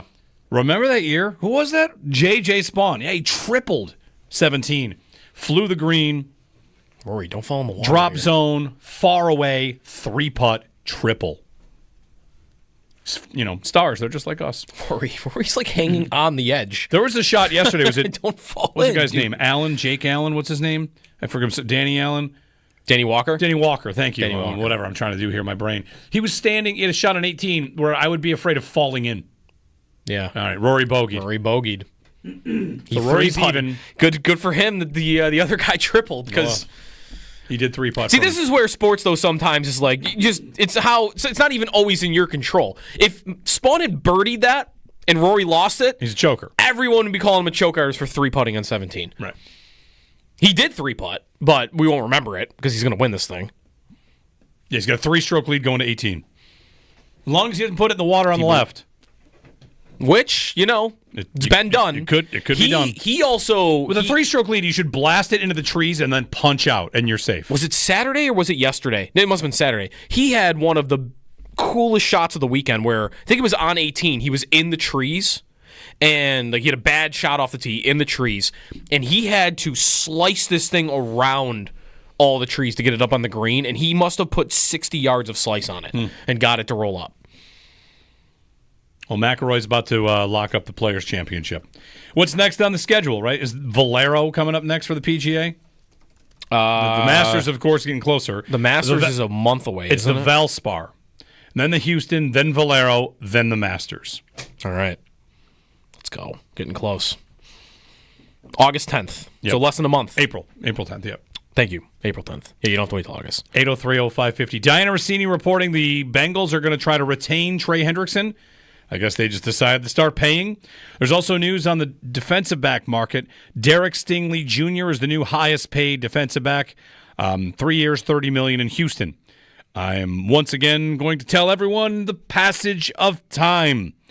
Who was the previous high? Patrick Surtain. He signed in September. Yep. Now Derek Stingley is the highest. He signed just now. So 3-year extension. Trent McDuffie is eligible for a new deal this offseason. He'll probably get paid, but everything I hear is that Stingley and Surtain are like 1 and 2, 2 and 1. However, those are the 2 best corners in football. They're both locked up. Derek Stingley, $30 million. Price on Benford's probably going to be like 20 to 22. Yeah. Bean didn't sound as aggressive or anxious to sign him as I thought he would on last week when he got asked about it. He sounded more willing, in my opinion, to let that play out. Let a year go by. Rory just hit it in the fans. It looks like he put it in the hospital. Oh, Listen, good Lord, Rory. No. He's behind all the trees, isn't he? He literally did what I just said to do. Blast it into the trees. I think he's punch forward into the fairway. He should be playing for bogey. He should have hit a 9-iron then. Then you still got a lot of water to deal with. This is the way to take. You don't play for the bogey by hitting it into the trees. Sure you do. On this hole, sure you do. You keep it away from the water. That's it. Away from the water is you hit a 9-iron out to the right, and then you hit another 9-iron, and then you hit another 9-iron. You got 3 9-irons? 3 9-irons. I didn't have to do that. The way he was crouching there next to his bag, he looks like he's stressed. He's not stressed. He looks like he's totally. This is a man who missed 2 5-footers at the U.S. Open last year. I am an idiot golfer, and I know I would take the swing. Spawn and just hit the Spawn same just shot. hit it to another stratosphere. You take the water out of it. Spawn's in the hospitality These tent. fans are like this raining golf balls upon them. Rory is fine. He did the smart thing. Listen, this is my no left swing. That's what Rory did. No left. Oh, it's in the trees. Big deal. I have a 3-stroke lead. Yeah. I mean, he essentially is taking a knee. Anywhere but the water is a good play. His caddy probably said that on the tee. Anywhere but the water. You got it, boss. Let me launch this thing way to the right. Hit an iron. He's fine. He's going to win anyway. Yes, he is. He got a 3-stroke lead, and Spawn is, Spawn's not playing well. No. Didn't make it tough on him at all. 803-0550 and 1-888-552-550. 3-shot lead. So, the Bengals. They're just going to sign them all, I guess.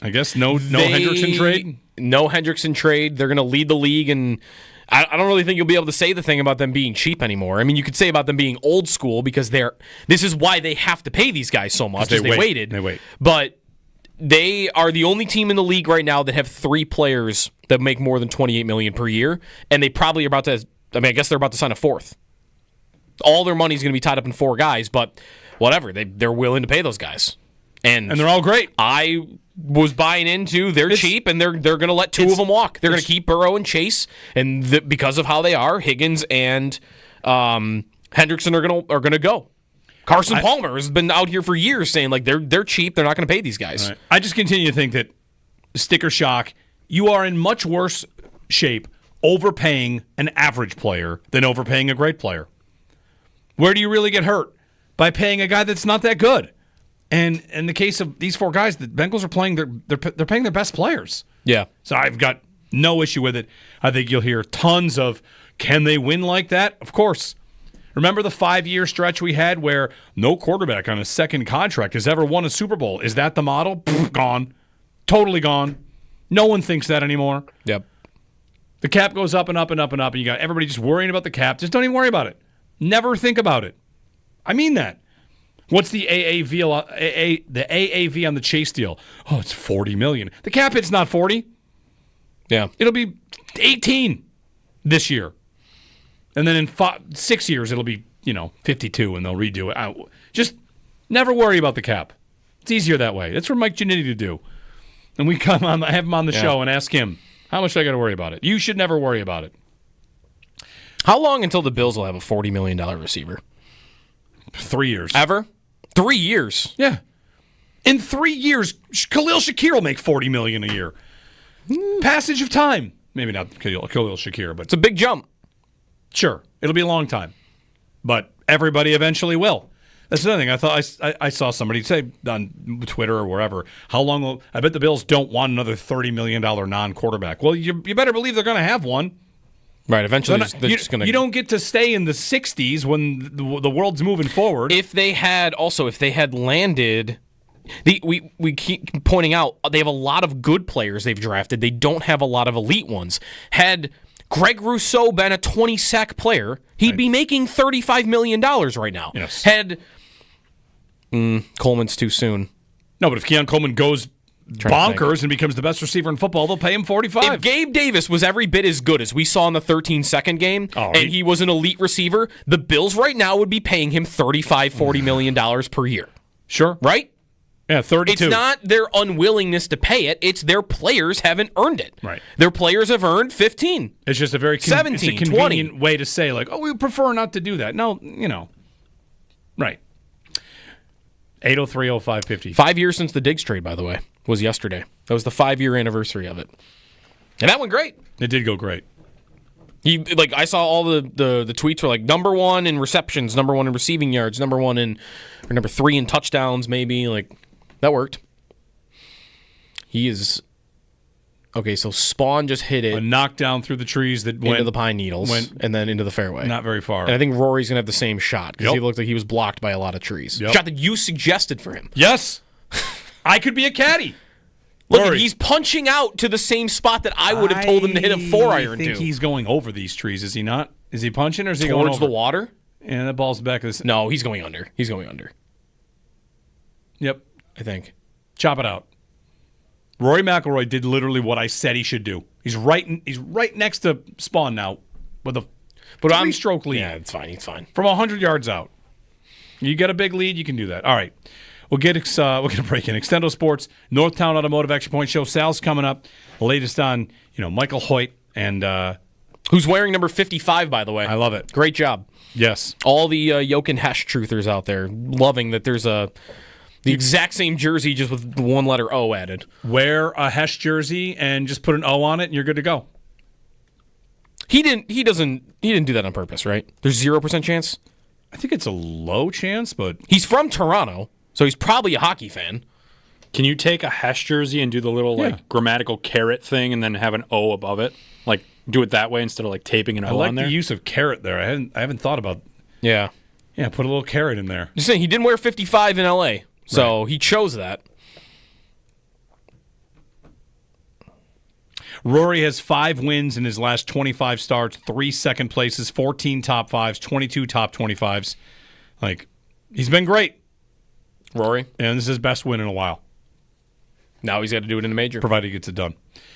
All right. Extendo Sports coming up. Northtown Automotive Extra Point Show after that here on WGR.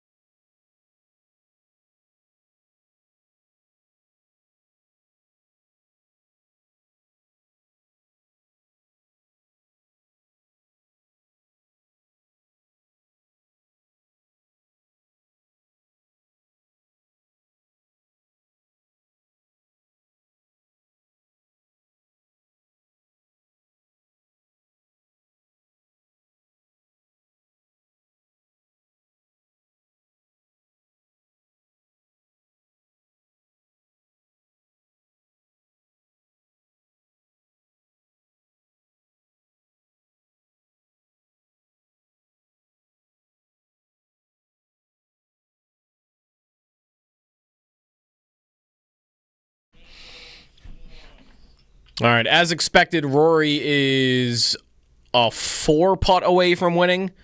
5-putt. Where are we even at? Spawn, I mean, this guy, I don't know him. He's won one tournament before, but the tournament is already over. You're down 3. Show some guts. He left his putt 10 feet short. Come on, guy. I mean, Rory's going to win anyway, so it's fine, but here's his putt now. He'll 2-putt that and win. Great Players Championship. It took forever. Yesterday it started at like 7 in the morning, didn't end until 8:30, and then had to carry into today. Rory's drought, by the way, same as the Sabre playoff drought. 14 years since his last major. So the way Scheffler's playing, Scheffler's not playing great. You might think this is his year. Rory's year. Speaking of the Sabres drought, there's an athletic poll out. Athletic NHL just had every fan base rate their ownership group, and I think you could guess probably where the Sabres ranked in this. Last in every category. We were talking in the break, like what would a wake-up call be for the Sabres? And I don't even know at this point. What else could happen? Former players leave and win. That you think that would be a wake-up call? The team being bad under another rebuild, you think that would be a wake-up call? I don't know. What's a wake-up call? Waking up and wanting to move on from the GM. I mean, that's it. That's the only thing left to do. Was the wake-up call Darlene going to Adams? I don't know that that's but sure, right. If Darlene said something that could qualify, but I think the more we learn about what was said, it was less about that and more just him wanting to know. I think just to know that they weren't going to rebuild again. So, Rory's won. He officially putts in for the win at Sawgrass. Sal Capaccio is in studio. Sal, why is everyone so mad that North Carolina's in? They weren't deserving of being in the tournament? I believe they are or were 1-10 against quad 1 teams. Oh, wow. So they played a tough schedule, but they didn't beat anybody. Because I saw it's all the criticism of they're only in because of the brand, basically. Well, how about this? Did you know? That's a part of it. The criticism is A, they're only in because of the brand, or B, Joe, the chairman of the selection committee is the North Carolina AD. I mean, geez. Now he has to recluse himself from the room when they talk about him. Okay. And he can't vote when it comes time to voting them in or out. The vice chair heads all of those conversations when that happens. But he is the AD at North Carolina. And all those people in the room know he's about to walk back in the room. Now, according to what that is sway in its own way. Like him not being in the room is fine. The same thing, which is, well, yeah, but we're close with this guy, and he's the chairman and all that. Jeez. So the vice chair explained it like this. He said, who did UAB play? I can't remember right now. The UAB game, yes, Memphis UAB. Yeah. He said if UAB had won, North Carolina would be out, because UAB and Memphis would both be in. But since Memphis won, it kept UAB out, and North Carolina was the last team in. That's the way he explained it. I saw West Virginia was the ones that everyone thought got snubbed. That like ESPN bracketology had West Virginia in 119 of 119 of their simulations. Yeah, every single one they were in, and they weren't in the tournament. But I do think that's why for Carolina, which is go look at their they do this thing quad 1, quad 2. It's basically like the top percentile of the teams you play, and they had one win, and they were like 1-10 or 1-12 or something like that. They played a tough schedule. They didn't beat anybody. Yeah, except for like one game. What was that, Duke? Maybe I don't even know. I think they beat Duke. No, they lost 3 times to Duke. Duke might win it all. Florida. Duke might win it all, but is Cooper Flagg healthy? Yeah, they're saying he's going to play. All right. They're saying he's healthy.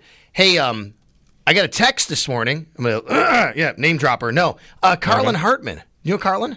Carlin Hartman is a Grand Island star. He's my age. Went to high school when I was in high school. And he was like one of the best athletes in Western New York. Yeah. He was a quarterback, a basketball player. He went to Tulane.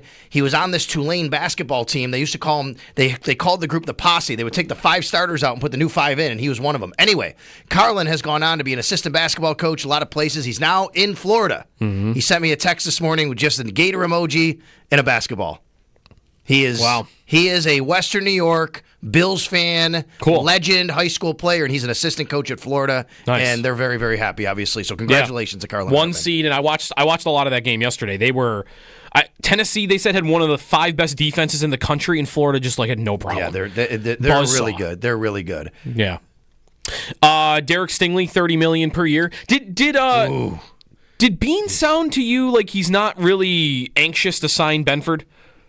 I was a little surprised at how he answered. I'd have to go back and listen. Okay, I thought I could be reading too much into it. It's what happens in March, but I thought I heard, not as much. Didn't sound as pressing as I thought it might. Like, we got to get that done. Not that he would say that exactly, but we'll see. If that's the corner market, I don't think Benford's setting the market like that and getting $30+ million per year. But if Stingley's getting 30, Benford's getting over 20. Who was the other corner that recently signed? Somebody signed last week. I can't remember now. Last week? It wasn't Surtain was last year. No, it was just last week someone got it. And I said, I tweeted something about look at the cornerback market. Yeah. And a couple responses, well, yeah, but Benford isn't as good as him. And others are like, no. Was it J.C. Horn? Yeah. And then others are like, no, I think he is actually. I think he's better than J.C. Horn. You can make an argument Benford is right there and just as good or better than J.C. Horn. Yeah. And look what he got. So this Bengals thing is really interesting. I'm going to talk about that today a little bit on the Northtown Automotive Extra Point Show. Paul at 10:30. We're going to replay Brandon Beane for everybody because it was late last week. Yeah. And all the PED stuff, the suspensions, the Benford stuff that you talk about, we're going to let everybody hear everything that Brandon Beane said today on the Northtown Automotive Extra Point Show. All right. Stay tuned for that. If you want to get the phone calls in, that's available too. Sal's on the way next. Northtown Automotive Extra Point Show. Jeremy and Joe will be back tomorrow morning. Talk to them here in WGR.